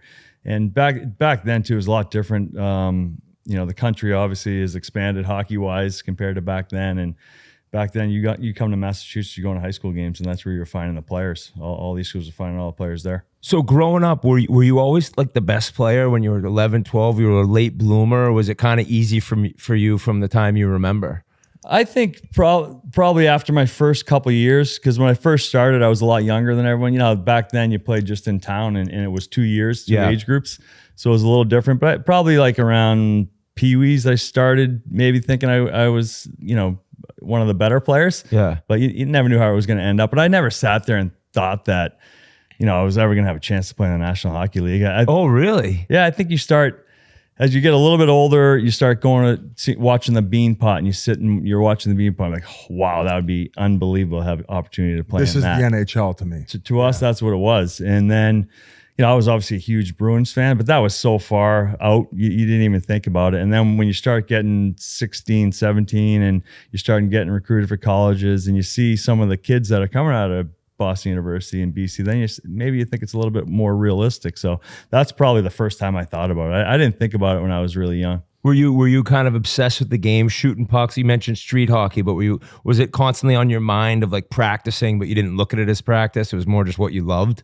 All the time. Yeah. You had the cement sheet in your backyard, did you not? Yeah, my dad, he's in construction, so he built like a asphalt in the backyard. We had a net back there, so I was out there all the time. It was awesome, man. Have the friends over all the time playing street hockey. So no question, like I had a passion for it. I loved it. It did not seem like work at all for me to go out back and shoot pucks. And I also grew up, my dad was in construction, so I spent plenty of days on the construction site. And he had you out working? Yeah. And shooting pucks is a lot more fun than that. So if I could work hard at that and not have to spend another day on the job site, that was what I was going to do. I used to help lay bricks. I had to carry the moiter to them to do it. So I had the shit job too. I didn't even get to put the bricks up. So yeah, you definitely rather go train than do that type of stuff. But now you lay pipe. Yeah. We got to clean it up for Pandolfo. He's trying to recruit some players here, especially with these new rules popping up. Your first year, it seemed like you transitioned pretty good. Like back then, was there like a not a hazing process, but did you guys definitely was different? Yeah. Well, my freshman year it was Jay's brother Mike was my captain. He was a senior when I was a freshman. Unreal guy, great leader. Him and Chris Diamond. And back then you had to do some like shots of this brutal drink. I remember, but it wasn't like hazing by any means. And I'm assuming like now there's nothing. It's just changed so much. But it was more of like you were getting like part of the team. Baptized into this team. Like what did you guys have to do? It was the same as Whit had. They had the tradition there at BU. What was it called? What was the party? There was actually the name of the party. The blowout. The blowout. Is what it was called. Yep. And I think it was Seagram 7. Seagram. So, right? Isn't that what it was? Yeah. And I was like, whoa. I remember that was the night that I had shaved and I get the worst razor rash or whatever it's called. And it's dripping down your chin so it's burning you? Well, no. It was more that I had this, I had a silk shirt on, dude. Like and I showed up. And thinking you were sick? Jack Baker, our senior class was awesome. This kid, Jack Baker, he's from Boston. And he's like, would you shave with a curling iron? And I was like, because my neck was just so red. I was big-eared, goofy freshman. Oh, no. But yeah, those are the days. But it more made the team like just come together right away. But Biz does mention you lit it up your Great freshman year. You had some great teams, and then you won it junior year? Yeah, 95. Yeah. So did you think about leaving then because like you'd done so much, or that year when we won it, I had like 3 or 4 different injuries. I just was like battling to get through that year, and I just made it back for the NCAA tournament. I had actually got my hand skated over in the bean pot that year. So it was like during a penalty kill, and I was kind of like down on the ice, and the puck was there, and a guy like kicked for the puck, and in one motion kicked my glove off right down my hand. Whoa. And I looked down. Could have cut your finger off. I looked down, honestly, your blood's like red. This was like purple, and my hand was wide open. Whoa. It was at the Garden. It was disgusting. So, and I had already battled some different injuries before that year. So I didn't think I was ready after having to do that the whole year. And I talked to New Jersey a little bit, but I just thought it was the right choice to go back. I was still young. I'm like, I need one more year here before I think I could even have a chance to play at the next level. So it ended up working out well going back for my senior year. Everybody says Jack Parker, legendary coach. Like, what was it about him that made him legendary? Like, how did he help you as soon as you came in there, and how did he mold you into the player that you were? Yeah, I think he was he could be hard on you. He certainly held you accountable, but he let you play. Like he wanted you to make plays. He encouraged you to make plays, but also when it was time to hold you accountable, he would. And I think he did that with a lot of his players. I mean, you certainly had to have thick skin to play for him. Yes. I mean, what you know, right? The cage treatment he gave me. Like centering you out in front of the locker room. Oh yeah, no question about it. No He brainer. was not. He would do that a lot, but I thought it goes a long way. You know, you got to be able to take that in front of your peers. And I think if you had thick skin, you could do it. And he would get hard on you, but he also knew when it was time to give you a hug afterwards. Like he really cared about his players. And for me, just sitting here thinking about it and what this podcast does, I can't believe he's not in the Hall of Fame at this point, Jack Parker. I think he should be in the Hockey Hall of Fame just from what he's done, how many players that I said 50 to 60, I think, probably NHL players, if not more. I would say for sure. And then beyond that, how many guys that played for him are head coaches in the NHL, general managers in the NHL, assistant general managers in the NHL. It's not only forming them into players, but also like the people they ended up being and what they can handle from a mental capacity and battling through adversity. And the list goes on, I guess, as to what he's created. Yeah, I think the whole package. I'm just actually really surprised that he hasn't got that nod yet. I think he will at some point just because of kind of what he's done. And if you just look at the whole package of kind of what he created at Boston University and the players that went on beyond that and have had a ton of success and still are having success. We ran into him last night, and he did. He said, "Yeah, I did," and he said, "I haven't been asked to be on your show." I'm like, "Would you come on?" And he just started laughing. So I'm like, does that mean yes or no? So I got to get in touch with him because the stories this guy has, and talk about a memory. Like he'll remember a play from like the '93 season when he was a freshman. It's wild. But I had to ask you, like you played with so many great players at BU. I got to ask about Drury, but do you think that the biggest hit you ever saw was still the Mike Greer beanpot hit? Biz, we can get Fishy to put it on the YouTube. Greer killed somebody? Oh my Incredible. God, dude. Incredible. It was in the beanpot too, where like I'm gonna pull it up for you. YouTube it right now. I'm gonna pull it up for you. I'm gonna pull it up for you. Yeah. But Greersy, what a career, and you know what he's doing now as GM of the San Jose Sharks. But here, Biz is watching the hit that you can check out. Watch this hit, dude. I mean, what was the guy doing? But could you tell right away that Greersy like was going to end up being an NHL or two, or was he just like so raw then? He was raw right away. He came in like he was, overweight, I'd have to say at the start, and he'll tell you that. And Mike Boyle took him under his wing, and he just worked with him. And Mike was willing to put in the work. I mean, you've been around him, yeah. Whit, and his work ethic is endless. And once he got into shape and the way he played, I think we all thought he was going to play in the National Hockey League, and obviously he had a tremendous career. He's just a tremendous guy. Nicest guy in the world. And his crazy, like the whole thing with him being a GM, his brother being the GM of the Dolphins, his dad was a GM. Like it's pretty amazing. Yeah. So really great family. And what about Chris Drury? Like, did you know right away? Because freshman year, I think his freshman year they won it, or you guys won it? Yeah. Could you tell? I mean, because like for a kid that was just, I guess, undersized then a little bit, but always had that heart and that passion, like you knew right away how special he was going to be. Yeah, just his competitiveness, right? And the type of kid he was too, that, he probably thought he should play more, but I think he was on the fourth line that year, and he didn't complain. He just went out and played and did whatever he could to help the team win. And as he got more and more ice time, you saw, how good a player he was. And his competitiveness is second to none, though. I think crazy. If you look, you ever see the Little League World Series when he's pitching? He pitched in the Little League World Greer Series did too? No, this is Chris Drury now. Oh, Drury, yeah. So he won the Little League World Series. Yes, I remember that. He just has this crazy mindset when he's determined to do something. But he was an unbelievable player. But another guy that just worked at his craft all the time. Yeah. I would say that one of the most impressive things about you is that like this elite level scorer in college, like highly offensive. And then we talk about a lot of guys who do that in junior or college and kind of get to the NHL and realize it's going to have to be different. Like, was that for you right away when you turned pro? And was it hard for you to be like, oh, I'm not going to be the power play first line player I was at BU to stick around in the NHL? I don't know if it was hard. It did happen pretty quickly where Jacques Lemaire was the coach when I got to New Jersey, and he was certainly defensive minded. And I feel like back then, like there were a lot of checking lines that played against the other team's top lines. I think more now it's like top against top. It seems like even the last 10 to 15 years. Back then though, there was like checking lines, and pretty much from my first game, I remember my first game, I got called up probably a month into the season, and we're playing Vancouver, and I'm on a line with Bobby Carpenter and John McLean, and we're playing against Pavel Bure all night. And I'm like, oh, this is going to be fun. So that, and it kind of just, I kind of had that role there. And it's not like they weren't telling me that you can't, you're not allowed to score a goal. It wasn't that. It's just, I think I kind of figured out there's a lot of really good players. And if I can do this and be good at this and be able to have a good career because of it, I was willing to do it. I just wanted to play there. And if you can find something that you can do that's going to make you stick, it's probably a good thing to do, because it is a lot of players. There's a lot of good players, and maybe you get a different opportunity in somewhere else, and it maybe would have been different. But I mean, I was very fortunate to play in a great organization. Fortunate to win 2 Stanley Cups. Not a lot of people can say that. So it was awesome. And also, like when you're playing out there, like not like the pressure of not having to produce the offense is maybe a little bit off your plate too, as opposed to what you were doing in college, where you really had to do it all.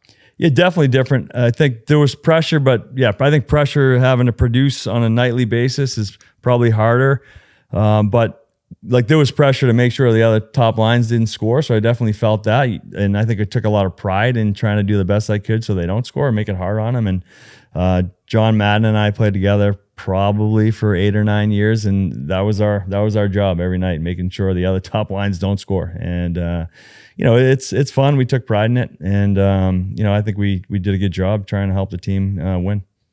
I think that like now it's probably, as you're coaching now, it's probably harder where like it seems like every kid wants to be the half wall guy in the power play. Like would you ever tell a player like, hey, you could play at the next level, but it might be different? Or is that like a hard conversation at the time to have?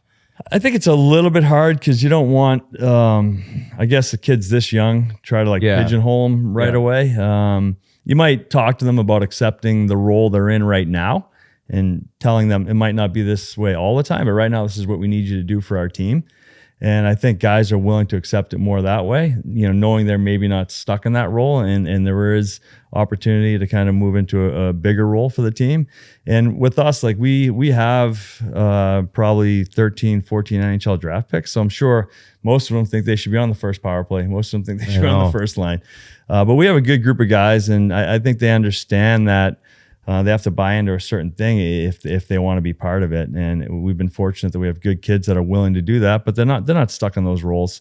I think there's less and less kids that are willing to do that, but we try to find the right kids that are and know that they're going to get better along the way and certainly can have a bigger role as time moves on. A lot of kids aren't patient nowadays. That's another part. Not of the much problem. patience at all. Yeah. Like for me, the one example from last year, and this kid, like I have so much respect for, just because there's not a lot of kids like this anymore. Jack Harvey, who plays for us, he probably played maybe 3 games first semester, maybe limited minutes in those 3 games. This kid never bitched once, never received a call from an agent. I don't know if behind the scenes there was talk about him because he still could have went back to the USHL. But I never heard a thing about it. He just showing up every day. He was drafted by Tampa, and I know Breezewalk came in one time. He's a great guy. He had a conversation with him, and I think he pointed to the weight room and said, "You got to live in there," to this kid. And I think it meant a lot to Jack, and he got his opportunity, and he's never looked back. And why? In a sense, because he's a little too frail, and he's got to put on some meat. I think I think Julian just wanted him to make sure that he's just working. Just put your head down and work and see where it goes. Yeah, because we talked to Pat Verbeek, and he said that a lot of the young guys, they like to skate, where they're lacking a lot of the muscle. And back in the day, we used to chuck weights all the time, like 5 days a week. Where younger players seem to have gotten away from that, and it's kind of hindering them, and they're getting a little bit more injured when they take that next step. Yeah, I think that's part of it, especially when you go to college. Do you have that opportunity? You're playing 2 games a week. Right. You have an opportunity to really develop off the ice as well. And I think that's probably the message he was trying to send to Jack. And I give the kid a lot of credit. And I think he was probably raised the right way. I'm guessing he's a kid that didn't bounce from team to team. He came in too as, I think he scored 90 points in the USHL coming in before his freshman year. He probably thought he was going to be a big part of it right away. But I think he understood when he got there, wow, these guys have a lot of good players. I'm just going to keep going to work, and hopefully I get my opportunity and take advantage of it. And that's what he did. Also, the transfer portal too, is that another option now that these players have been given? Is that something That's got to be tough. Are you fearful of that with some of these guys and not snapping around the ice time to which they want enough of? No question. Yeah, it's always in the back of your mind. You're worried about missing or losing kids that you actually think are going to be a big part of your program. Maybe they're not a huge part of it today, but they're going to be. But a lot of times the kid doesn't see that, so that's where it gets difficult. And there's no question you get nervous about. He's not getting enough time. Is he going to want to leave? And you don't want that. And I think we try to identify the kids that have a certain mindset that we think they'll stick it out and try to work for it and wait for that opportunity. Back to your playing career. So like your first full season, I look at the roster, like Randy McKay, Lyle Odeline, Scott Stevens, Doug. Was there someone that took you under their wing most, or was it more just kind of like learning through osmosis with how many older vets there were on this team? Yeah, I just stayed quiet and just watched and learned, and there were some characters. Billy G was God. He was really good to me. We had the same agent too, so he would have me, he took care of me right away. I remember I never had sushi before. He took me for this sushi for the first time. I almost threw up, but I like it now. But you guys know Billy G, like this guy's, he's the best. But Scott Niedermeyer was another guy, Brian Ralston, but the whole group, these guys were tremendous, and a lot of characters too. There's no question about it. Was Scotty Stevens very intimidating off the hop? Very. Just he was pretty quiet but intense. All you had to do was kind of look at him before a game and like, all right, I better be ready tonight. Yes. he would just look through people like he was intimidating, but he came to play all the time. Practice too. Just like, oh fuck, I'm in the corner with Scott Stevens. You knew when you're out there against him. You look where you're at in the line, and you'd be like, that was the whit move. See Crosby and just cut back. I need a lace. I need a lace. Yeah. I'm not ready to go. We interviewed Bobby Holik. What an interview. Great guy. And we had to ask him, we got to get your opinion. Like when Fedoruk got fired in 2000 and you guys are just cruising, it had to be just shockwaves through the locker room. You go on to win the cup, but like, do you remember that day hearing the news? Yeah, I do. I think we were all shocked, but also like knowing Lou, if he feels something is off or not right, he will just go with whatever decision he thinks is right for the team. That's going to help the team. And that year, it certainly paid off. And even when I think Robbie got let go, Larry took over. And I think we had 8 games left, something like that. And I think we only went like 4-4. We weren't like playing great by any means. But it ended up certainly working out. And Larry at that time was just the right guy for our group. And I think Lou felt that. It's crazy that his pulse of the team was like that on cue. Was he lurking around the room a lot when he was making the decision? Like, was he trying to get a feel for it himself, or did he have people kind of... Wouldn't he sneak up on guys quick? I heard when he was coming down, everybody would put the L on their forehead. Like, he's coming in the room. He's coming in the room. But they wouldn't say it. They just put the L on their forehead. That's all you needed to do. I think there's more than one of him too. That's the other thing. Oh, no. He would show up out of... He's like the you turn left, he's there. Oh God! Turn right. Like, wait a minute. How do you? Incredible. This guy. He was on top of it. He didn't miss a thing. Would he have meetings with players? Like, did he ever call you in and you're like, oh boy. Oh yeah, he would have meetings with players. He had meetings with the team probably at least once a year. If he felt something just didn't feel right or didn't like the way things were going, he would come in at least once a year, and it was incredible. And address the team. Oh yeah. It was incredible. And he would go. It just carved. He would go around the room. No way. Oh yeah. What was the worst thing he ever said to you? He was pretty good to me. He didn't get on me was too responsible. hard. Coach's pet. He was responsible. And No, GM's not pet. that. He just, but he'd go around the room. It would be a lot of times too, just like a message to the group.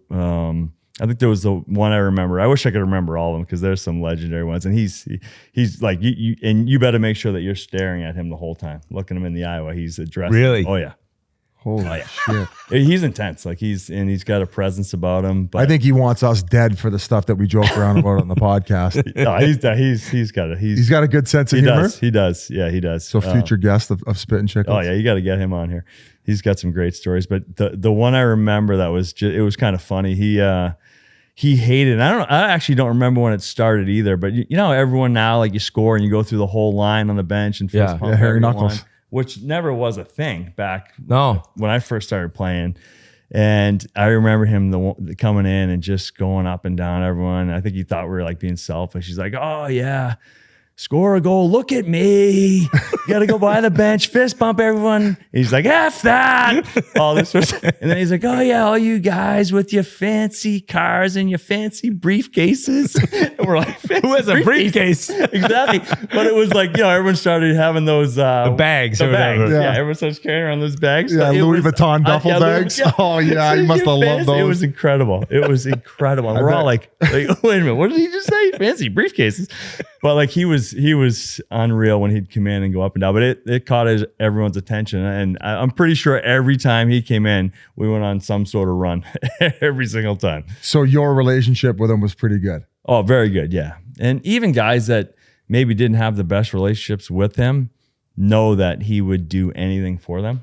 If there's a guy, honestly, even today, if you talk to a lot of guys that played for Lou and know Lou well, if they had some sort of trouble or anything, needed help with anything, family member, whatever it may be, he may be the first one they call. Really? It's just how he is. He's so loyal to his players and people that work for him. It's incredible. It really is. Scotty Gomez says the same thing. So I went to film something with him. I went to his team, Surrey Eagles, and I walk in the locker room or the coach's room, excuse me, and he's got two framed pictures, one of Lou smiling and one of him angry. And when the players come in for a meeting, depending on Scotty's mood, he'll put whatever photo up of whether he's happy or mad. How awesome is the homage that Scotty's paying to him with that? Is that something that you would do at BU? That is incredible. I do not You do want that Jack at BU, Parker. but I could see it with him. Him and Lou's relationship was crazy. It was incredible. Like they had a great relationship because Lou knew he had to stay on Scotty, and Scotty needed that for sure at times. But they had an unbelievable relationship. I think at times it drove Scotty nuts, but I think at the end of the day, and if you talk to him now about it, he knew Lou was doing certain things for the right reasons to help Scott out, and clearly the kid had a tremendous career, but there's some funny stories. So the there way too. you're making it sound is you would maybe get dragged into some of these predicaments because of Scotty being his roommate. I think I was his roommate for a reason. Big fan of I gotta keep an eye on this kid, but Good yeah. cop, bad cop. Oh yeah. It was a lot of fun. A lot of funny stories with him. Lou would get on Scotty about his weight at times, especially when he was younger, and Scott always had an answer for everything. It was so funny. So the one time he comes back, might have been after the first year we won the cup, and Scott would always have to come back early to train. We had this like scale at South Mountain Arena, this whole scale we had, and it was this huge old like industrial scale. So Lou wanted to see Scotty on it. So Scott gets on it, and he's whatever. He probably asked Scott, "How much do you weigh?" And Scott's probably like, 192. He's like, "All right, get on the scale." Gomer's probably like 205. And Lou's like ready to snap on him. He's like, "Can you get the scale from Alaska?" Like this, he had an answer for everything. You probably cracked Lou up too. I think Lou probably is laughing inside with this kid. And another time he came home with me for Christmas because he wasn't going to go back to Alaska. So he'd come back with me and my family. And we probably had like 3 or 4 days off. We go back again. We all have to weigh in. And Scott comes back like, I don't know, 7-8 pounds overweight or whatever. And our strength coach probably had to give Lou the numbers. And Lou came to grab Scott. Scott's like, "Lou, what do you want me to do? At the Pandolfos, they have so much food. I didn't want to be rude and not eat it." And Lou's like, "Oh yeah, the Italians, they do have a lot of food. It's okay. Pasta everywhere." just get your weight back down. So like Gomer could manipulate any situation. He It was probably incredible. thinking ahead too. He's like, I'm Always. gonna go with Pando, and then I can use the Italian thing as a little excuse. Oh, he always had an answer. Had nothing to do with the 3 cases of beer over the 5 days either. Yeah, exactly. We talk now a lot about like when teams go to the finals, and like Tampa went back to back, and how hard it is to like come back to the next year and do it again. And you guys went back to the finals in 01. And like, do you remember how much more difficult that run was? I mean, you lose game 7, the Ray Bork game, but like, what do you remember about actually getting back there after that long run against the Stars? Yeah, I think, you win it that one year and you get back there and you kind of get on a roll and you think you're going to win it again. I mean, we knew Colorado was going to be a tough test, but I think when you're in it, you don't even think. I think you just keep going. Yeah. You just kind of keep going. And then when it's over, that's when everything kind of hits you. And like losing in game 7 is, I don't think there's any way to describe it. Like almost worse than it was great winning. Yes. Yeah. Like how great it is to win, it is that much worse. It's just the feeling is, and after you had won it once too, like how great that feeling is. And to lose in game 7, when you went home up 2 in game 6, or up 3-2 going home, and then, or 3-2 going into game 6, and then lose that game, and then you go back out to Colorado, and it was meant to be for them, I think, that year for sure. But would you say like after that you still saw, because you got one in 03 against the Ducks, like did you still see like, no, there's a lot more here with this core and who we have? Yeah, I think the next year we definitely had a little bit of a down year, certainly in the playoffs. We still felt like we had enough to get back there again, and we certainly had. Geez, I don't know how many coaches I had in 13 years in New Jersey. I'd say at least 10, if not more. So there was always different coaches that came in. And then Pat Burns came in 2002-03 when we ended up winning it. He was a little bit different than some of the other coaches. He kept the guys accountable. He I think for him too, he had a lot of success in different spots, and he hadn't won it yet. So people loved him, huh? He was a beauty. Oh, really? Man, he great. So kind of like Jack Parker, where he kept you accountable, but yet you just wanted to run through a wall for him? No question. And he was really hard on anyone and everyone. It didn't matter. Even like Niedermeyer? Everyone. Wow. Yeah, really, really hard. Scott Stevens, he wasn't afraid to be hard on anyone. And I think that went a long way with our group. He at that time, like Patrick Eliash, and he was probably our best player. Gomer, he was all over those guys, like always. Enough where like he'd piss him off so much that it was like the Herb Brooks, like just like end up getting together because you're mad at me. No question about it. Wow, I didn't know he was that hard to play for. He was hard, really hard, but he was great. Like at the end of the day, he was great. He had first. I don't know if Gomer's told you this story. He was probably there for 3 or 4 games. We're playing in Carolina. We sucked. Like we didn't play well. He's pissed. Where I forget where we went the day after. We went to some like resort, Reynolds Plantation from Atlanta before we were going to play Atlanta. And it's the next morning. We always had like team breakfast in the morning. And there's probably the whole team wasn't in there. There's probably a handful of us, maybe 10 to 15 guys. We're just sitting around eating breakfast, shooting the shit like you normally do, right? Not thinking much of it. Yeah, we stunk last night. Yeah, tough loss. Like whatever. And all of a sudden we're just sitting there, and Burnsy walks in by himself, and he's just screaming, "Yep, call your old ladies. Tell her to get the boxes out because the old man's upstairs right now working the phones. I just got here. I'm not going anywhere, but some of you guys might be." And he's just talking, not to anyone. He's getting his food like from the buffet, and you hear like clink. He's slamming like eggs on his plate. He's just chirping us the whole time. It was incredible. Like they're like, who's he talking to? Yeah, we're all like, what? And then walked out with his then food. just And that was out, and you guys he sat down and started eating. and kept talking. Just was talking. All the old ladies. Oh, fuck. Get the boxes out. Start packing. Wow. It was unbelievable. I love Pat. Like he was unbelievable. He was a really good guy, but he had a certain way and a certain message he wanted to get across to a group. But overall, as a guy, like he was incredible. Marty Brodeur, like all the different stories you hear about goalies and not touching Patrick Waugh's gear. Like, was he more on the normal side? Did he have his own quirks? Like, what was it like with him? And just knowing every game, the bigger the game, the better he's going to play.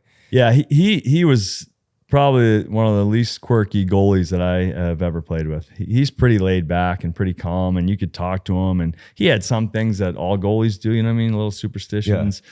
But he was really easy to get along with, really easy. And he just loved to play. He really did. He would have played 82 games if they let him. I'm telling you right now. So they would. I don't know what his highest number was, in the 70s for sure. 74, 75 maybe. Yeah, they don't make him like him anymore. No, he would have played 82. I'm telling you. How I mean, the game's changed, but like, was he that flexible or in that good a shape? Because he always looked like a little bit of a bigger guy. Like, yeah, definitely. He was just in like goalie shape. Yeah. You know, it's not like he was killing it in the gym, but he worked so hard in practice every day. He never wanted to get scored on. He really competed his ass off and play every puck out. It's kind of like how Flower was. Yeah. Where he when you thought you had him down and out, he'd throw his paddle out and get it and keep squirming. I'm sure very similar. He didn't quit on anything. Didn't quit on anything. And I'm telling you, he just loved to play. He didn't want to sit out. Really good at directing the puck wherever he wanted with his paddle, eh? Oh, and passing. It was unbelievable. Yeah, passing was another thing. That was his rebound control. It was so weird. It was effortless where, anytime your team needed a whistle, he'd find a way to deflect it out of play. Yeah. Off of a shot, or his rebound control was next to none. So you played with Madden like most of your time there, right? You said like 7 years. Yeah. Were you guys on the same line the entire time, like all 82 games, or were there odd time they'd mix you guys up?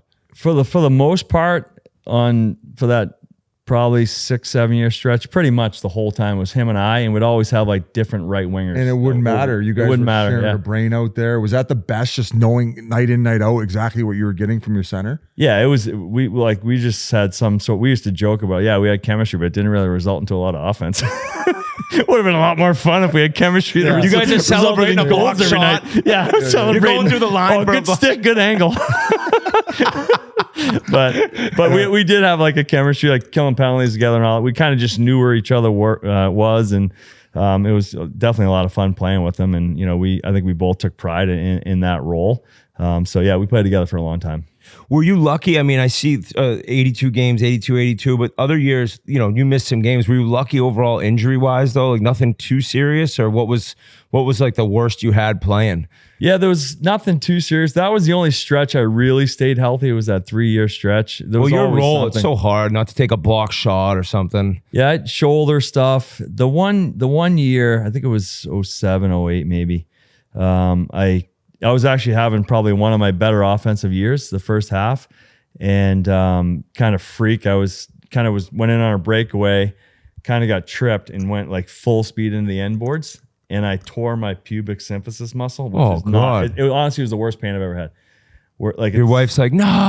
yeah, exactly. I think she's still saying that. What? He just wait. So just like flew into it where like front of your body hit the board? Side, but because the impact was so hard, it ended up tearing the front. Like it honestly, it was the most pain I ever felt, like injury wise.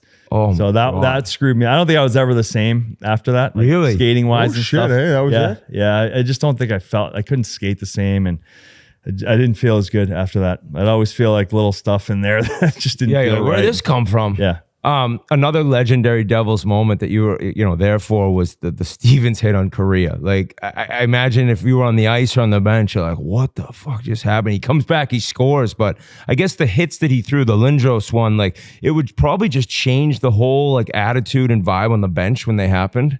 Oh yeah, he back then it was probably at least one guy a playoff series that he would. He got the guy in Carolina, like Willis. Yeah. Oh my God. Ron Francis. He buried Ron Francis one time in Carolina too. Ron was fine, but he would get someone. Game-changing hits. Game-changing. Yeah. Every playoff series. And I think he kind of would wait for that moment, and when he saw it was there. Obviously nowadays it may be a little different, but he did. It was clean. Like the career one maybe a little late, but most of the other ones were like through the chest for the most part. Head down. Yeah. Crazy. Would he be like yelling in the locker room? What was he like before periods and stuff? No, Quiet? very quiet. Wow. Very intense, really quiet. He didn't say a lot. Once in a while, if he felt like he needed to say something, maybe he would, but he was pretty quiet. He just had this intensity about him all the time where he was going to be ready to play. He had in Tampa, no, I think it was the 03 year, that Cabina took a slap shot off the side of his head. Yeah, and he ended up wearing the earpiece huge thing. earpiece. So we didn't see him for like a day and a half. We didn't know he was going to play. And all of a sudden he comes out and sure enough, he's ready to go. That was like the Chara moment where he broke his jaw. Yeah, it was insane. Nothing was keeping these guys out of the No, lineup. nothing was keeping him out. And I think he ended up scoring that game too. And you just see something like that. You're like, how the heck am I not? Yeah. How can I not give everything I got tonight? You know, like that's how he was. I wanted to ask also, like, as you got older and you mentioned that injury, like, was it hard to kind of realize when it was slowing down? Like, you always talk about it being hard after you retire. Like, when you started realizing, like, oh, I've lost a step a little bit, like, was that mentally difficult for you? Or were you already somebody that was thinking, I think I'm going to coach someday? Like, did you know near the end of your playing career what you would do after and how it was coming to an end almost? Coached at Burlington High during the lockout, right? Yeah, a little stretch there. Did Burlington you? High. Yeah, during the 04, 05 lockout, I helped out. Bob Concession, who was a longtime coach, just retired, I think 2 years ago, from Burlington High. He's a great friend, and he was great to me. So I helped him out a little bit when I was around. So it was a lot of fun. Nice. Fun to give back. Nice. As the years have gone on, as you've been a coach, like what's the most that you've taken out of it and learned from the experience? I mean, you obviously grew up playing under guys who are a lot more intense. Clearly can't have that same approach with today's player, but like what have you like learned from the start of it to now that's the most important? Yeah, I think the most important is the communication part of it. I think that's really important. So, because I think the players, they want to know kind of where they're at, what they need to get better at. It's constant communication every day. Just talking to the players on what the expectations are, what you expect from them, what they expect from themselves. I think that's a huge part of it. And you still have to hold these guys accountable. Like, you can't get away from that. I think that's really important. And I still think these guys, they need it. And I think they at the end of the day, they want it. I think if you're honest with them and telling them what they need to hear, I think at the end of the day, they respect that rather than trying to like circle around different things. It's just tell them what you feel they need to hear. And, you know, maybe they won't like it, but I think at the end of the day, they're going to respect it. So I think that's the biggest thing for me, is just making sure kind of they know where they stand.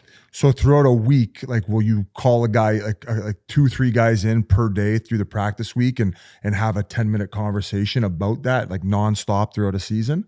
Yeah, we're talking to guys constantly. We do. We have a lot more time too during the week than you would at the NHL level, where we watch a lot of videos with the guys. So the video doesn't lie either. So that helps a lot.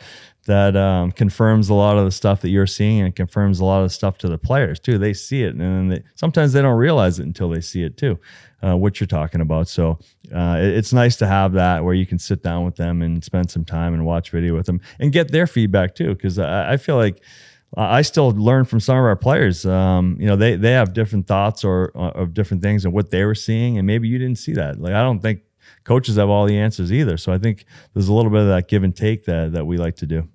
And you spent 5 years as the assistant coach of the Bruins, and in that time, Quinny had left BU and gone to the NHL. And it's like, as a BU alum, it's like, oh, Pando being there would kind of be a dream come true. Like, was it ever on your mind, or at the time with Boston, where you're like, I'd love to be an NHL head coach? Like, how did that whole thing come about? And there had to be some party that, like, taking over like BU or Jack Parker was so appealing to you. And a little bit more like, I don't want to say structure, but security a little bit. When you're a head coach of a college program, usually they give you a little bit more rope, where fucking NHL head coaches, they're changing 7-8 of them a year now. Right. Yeah. No, I think that was part of it. I don't know if I ever, we're talking to Quinny a little bit over the years, and just picking his brain if he enjoyed it at the college level. It was something I thought about a little bit, but I was more just, happy being in Boston, trying to win a couple there, of them. and didn't really think about being a head coach in the NHL. I knew if I was going to be, I would have to go probably to the minors and be a head coach there first before I'd ever have an opportunity to be a head coach in the NHL. And then the BU opportunity came up, and at that point too, like I my kids are young.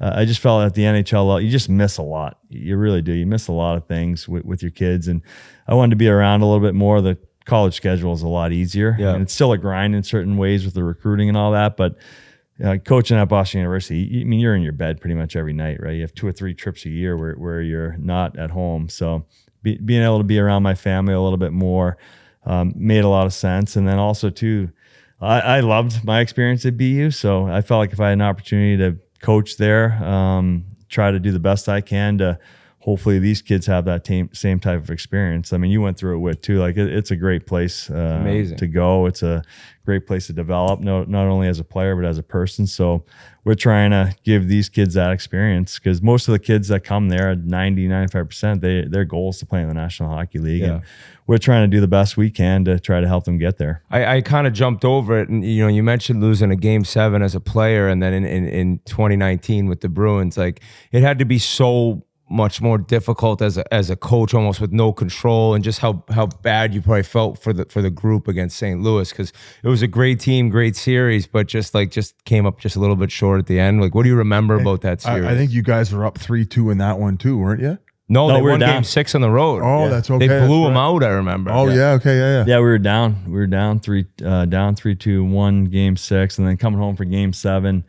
You just felt like we were going to find a way to win that game. And yeah, it's really tough as a coach, but I think it's a lot tougher as a player. You're the one that's out there every day and giving it everything you have. So you really feel for the guys. You really feel for them, and that's a special group of guys there too. I just felt for Tuukka too. So like, cause he had the Conn Smythe had you won. It was a special season, but yeah, I guess obviously playing is that much worse. You've done it all year, but as a coach with just no control, that's what's hard. Like Final Four last year, you're watching and it's like, you have these guys prepared, but in the end, like you can't do anything. Yeah, it sucks. Yeah. You wish you could control a little bit more, but you got to hopefully, like you said, hopefully you have your team prepared and hopefully they can find a way. You obviously need a little luck along the way and one bounce here, one bounce there. And but no question, it's difficult not really having a ton of control that way. I was going to ask about Macklin Celebrini. Obviously, a huge first game with San Jose. Was he the best natural player you'd ever seen play for the BU while you were the coach? Oh yeah, no question. Before I came in the first day, he's like, this is effing insane. How good he is at this age. in his office before, and then you get out there, it was nuts. Yeah, and being that young, that's the other part. The kid's 17 years old, and right? He's out there, and his the way his approach to the game, how hard he competes on everything. You had to tell him not to skate too much, right? Yeah, and he loves being on the ice. You guys know those guys that are that good. They just have an obsession about it. I mean, you guys play with. Seems like he also has an obsession with the gym too, because he's pretty stocky. Very. I feel like he's filled out. When we interviewed him, he looked yoked. Oh yeah, he's probably very close to 200 pounds. So he's physically he's developed at a young age, but he just he loves the game. Like we had to try to pull him back a little bit from being on the ice because he would go out there 2-3 times a day. So I'm sure he's trying to do the same thing in San Jose. But it also doesn't feel like he has that pressure either. He seems happy-go-lucky, where like you said, it's just this like love and passion where it doesn't really feel like a job to him. No, he loves it. He loves being out there, but he's competitive. He can get a little bit. Little motherfucking That's going on. Oh, yeah. I saw last year they had a 5th-year senior captain, and him and this kid are going at it like hard. Like it's like there was he has that little wire crossing moment. question. You let Whit come on the ice with you guys? No, I wasn't allowed on the ice. Wasn't allowed. NCAA, baby. Too many rules. Too many rules. This podcast ruined my chance. So what are you doing? You're coaching. I gotta quit this pod to coach BU with Pando. You coaching from the crowd with a cigar? I was from the bench eating an apple. Guys are laughing at me. Just wearing my BU sweatsuit. You did have a sweat. You look good in the sweatsuit. I look great. I had the same sweatsuit Did every you day. draw up drills with the Sharpie? I just sat on the table in the back of the meetings, video. Oh my God, I remember getting called out in video meetings. I don't miss this at all. I don't miss it at all. You guys should let him do one drill of practice. Yeah, right. It'll be the peanut. It's the Woody special. What's the peanut? You just go up, down, shoot. No, it's when you like go in and out and around. Oh, You can do okay. it for hours. But the other guy last year coached, and he was with you in the back-to-back Final Fours is Lane Hudson. And like you've kind of Montreal fans you're seeing this PK Subban excitement when he touches the puck. And same thing. You told me like he's going to dominate. He's just that skilled. Like, was it pretty obvious to you like he's ready to go on? Same with Mac, and like you knew halfway through last year he's gone. Yeah, I was pretty sure both of them were going to be moving on. Lane is another special player. He's so unique. I don't know if I've seen a player. He's like a smaller Duncan Keith. The way that I feel he has that motor, the quick feet too. Yeah. The way that he just like his motor's crazy. Unbelievable motor, and he's so quick, and he likes to isolate you. You don't know what the hell he's going to do. His head fakes, and he's another guy though that his competitiveness and how hard he works every day. You saw it with like being at practice, like you notice it right away. He never quits on anything. And another guy that spends a lot of time on the ice, and he loves it. He loves it. He is obsessed. If he could do nothing else but play hockey, he would. Missing a pass, slamming his stick on the ice, like crazy intense kid, which you need to have that. I mean, that's why he's that good. I think your job is probably to like get those kids to tone down a little bit in a way. In some way, yeah, but also you don't want to take that competitiveness away from them. I think with Lane too, like I used to at times too, because say the drill was going a little bit long and I just felt like it was time to blow the whistle.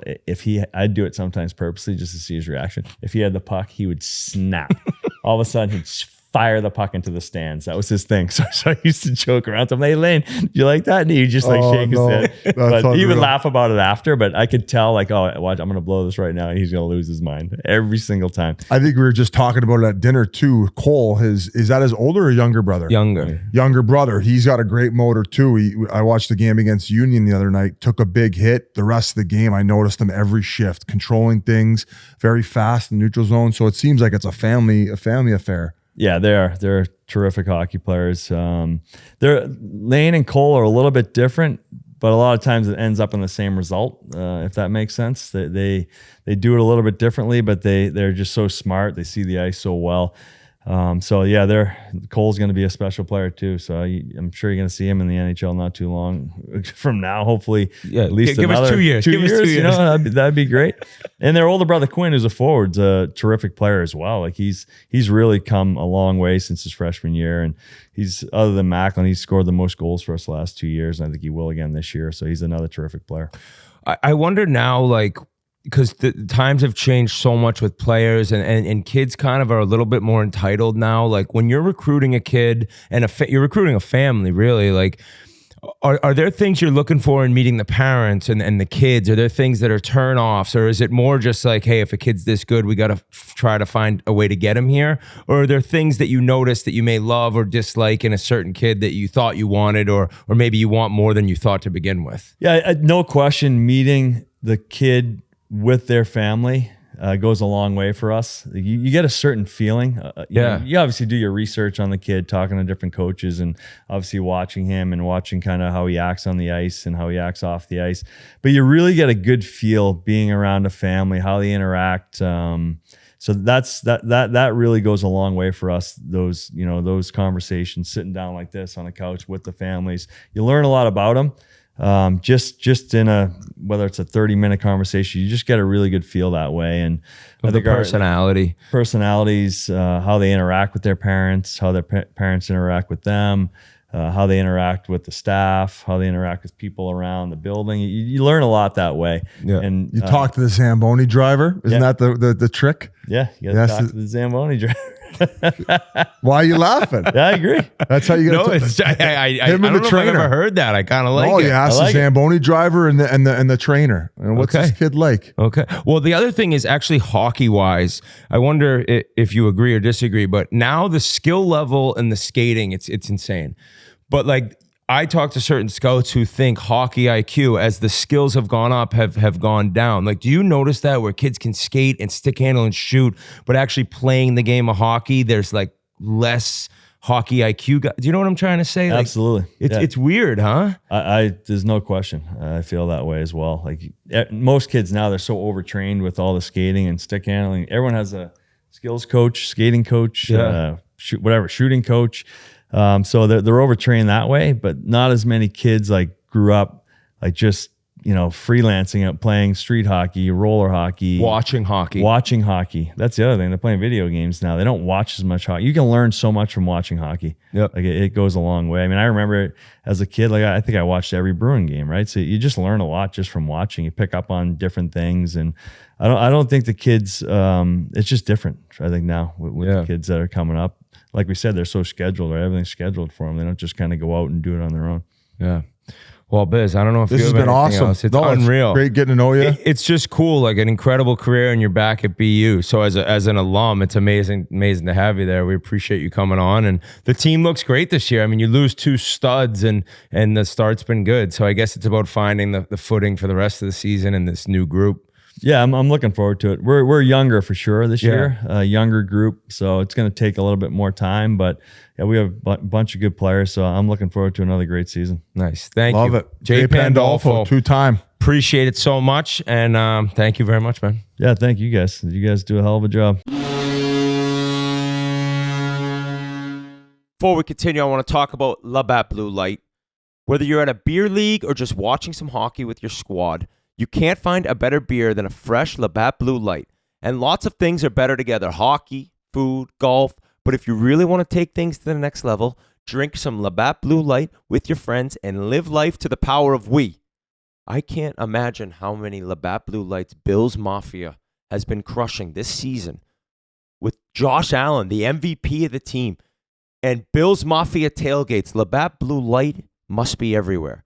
And with the way things have gone for the Sabres, I'm sure they'll be having a few more for the offseason as well. It doesn't look like things are going great again in Buffalo, but you do have Labatt Blue Light. Enjoy your beers together so you can live life to the power of we. Find Labatt Blue Light at labattusa.com/finder. Thank you so much to Pando. That was a blast. BU was over in Belfast playing in like a mini tournament over there. I think they played Merrimack the first game, beat them. Notre Dame beat Harvard, and then BU beat Notre Dame in the final. So kind of a cool event. Notre Dame's over there, obviously, and BU gets to be a part of that in Northern Ireland. So that looked like it would be something sick to be at.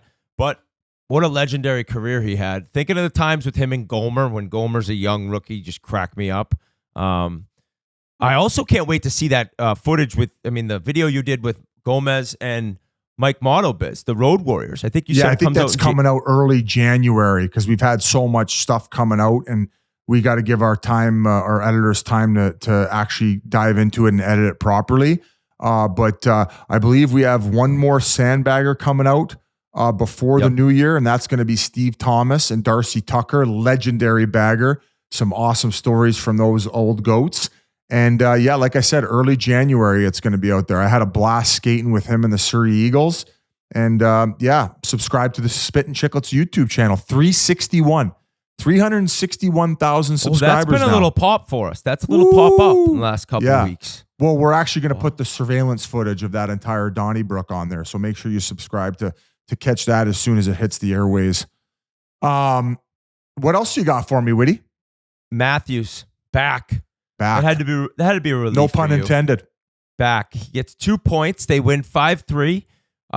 Did you see any of the game? I don't know if you were working, what your deal was that night, but he looked good. Leafs looked nice. I took the night completely off. I needed to hit the reset button. I mean, I think we texted and I said that to you, but he went to see Dr. Kevorkian over in Germany.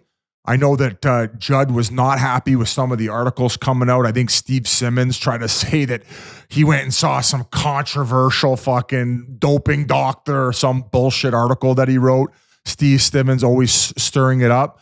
Hey, if your back's not feeling good or you got an injury and you want to go get a second opinion, go do it, because these players' health is important. And the fact that we got AM34 back on the ice, and after the damage we did without him in the lineup, I gave Reinhart praise for doing what he did without Barkov for that short period of time. How about the Leafs without Matthews in the lineup? We got the Marner Magic after getting the Squanto jersey. What is he ripping at 2 points a game since Squanto got the jersey? He's been humming. William Nylander looks unbelievable. So your boy Tavares. Tavares looks sick. Fuck, give him 11 million again. I don't even care. Fuck it. That's like a bargoon at this point. I think at one point you said $1 million, so you've gone up $10 million in your negotiation in the first quarter of the year. I respect that. You'd be a great GM. Yeah, I fluctuate. I'm high and low. But Hey, Leafs are Matthews looking was good, on- man. Leafs are good. Matthews was on the intermission, like with Army, does like couch with Colby or something. It Yeah. was funny. And he's showing him like how he shoots the puck, how he just brings it from the toe to the heel. And Army actually looked good when he got a little lesson from Matthews. The one shot. But it never leaves his stick. Army's first shot, it's just about 4 inches off his stick, old school snapshot muffin. Exactly how I shot. Matthews he almost threw up. He was disgusted. And then he just says, the puck never leaves my blade, and it just comes right from the toe to the heel. It was sick just seeing how good his shot is, how his release, changing the angle. So Arm Dog kind of crushed that segment. Biz, you're on the Amazon Prime Video Canada NHL broadcast this week? Yeah, like almost like the red zone for NHL. They're doing the snap around show. They do it on Thursdays, and they've had a little bit of mix of different guys. Andy Petrillo. She's kind of the navigator in all of it, and then they just throw in a few new guys. I'm actually going to be doing it with Yans. I know that you're down in Florida. We were trying to get you in the mix too, maybe add in a third. But next time I'm on it, I think I'm doing 3 or 4 appearances this year. It'd be fun to get you and Yans in there with me if you guys are available. That would be a blast. Is it It's Thursday night? It's Thursday night, and I think we do one of the East Coast games, and then we do half of a second, like the West Coast game. So we don't go all the way to the end of a West Coast game. I think we ended up getting off the air around like 11:30. Not bad. So yeah, I'm excited to try it out. It's something new that the NHL is doing, and as there's in the future going to become more players, whether it's ESPN, TNT, Amazon, obviously TSN and Sportsnet, different types of programming, different things that people enjoy watching and how they consume it. And I guess in a sense of where the world's headed and maybe attention spans getting smaller and smaller, maybe you're not just focusing on one Eastern game where you're hopping around after 5-10 minutes. Oh, we got a power play over here. Let's go see how Edmonton's on the power play. Let's go see what's going on in Leafland with Austin Matthews and his back and him carrying the team. So I like the fact that they're going to be hopping around and keep us engaged, and I'm excited to do it and excited for you guys to watch. So check it out, Amazon. Love that. We still got some live show tickets available in Chicago. I believe the floor section sold out, but there's some in the balcony. G says it's a great spot actually being in the balcony. That's kind of how I like being above the ice, Biz, seeing it all develop, seeing how this live show goes down. Go to barstoolsports.com/events. Check that out. And the final reminder about Barstool Survivor tonight, I think 8 p.m. Eastern. Biz, anything else, buddy? No, I was a little bit fired up at the beginning of the podcast. I'm I get I'm it, a little Biz. angry. I can sense that. Everyone can sense that. It's just nuts. You've had a crazy couple days here. So I could see the rage coming out. Like the wires are truly crossing at the beginning of this episode when I see you talking about it. I want these guys to pay for my hospital bills. I want a new pair of Reebok kicks that they fucking ruined. I want a new shirt, my reigning champ shirt that they ripped off my body, my Lululemon flexible pants, and thank God I had those on, so I was able to keep backpedaling like that. And I'd like a little bit of Thai massage paid for. My neck's all jacked up after getting boot fucked in the brain. Well, they just called you. The Thai massage place. No, just that was. called I you think from that was Texas. like for solar power or something. Oh, maybe they're trying to scam me with solar power. That might be one for of my their roof. scams. Fuck me. That was their aunt who beat the wheels off her daughter and then was wearing her shirt after with her mugshot. Have a great one, folks.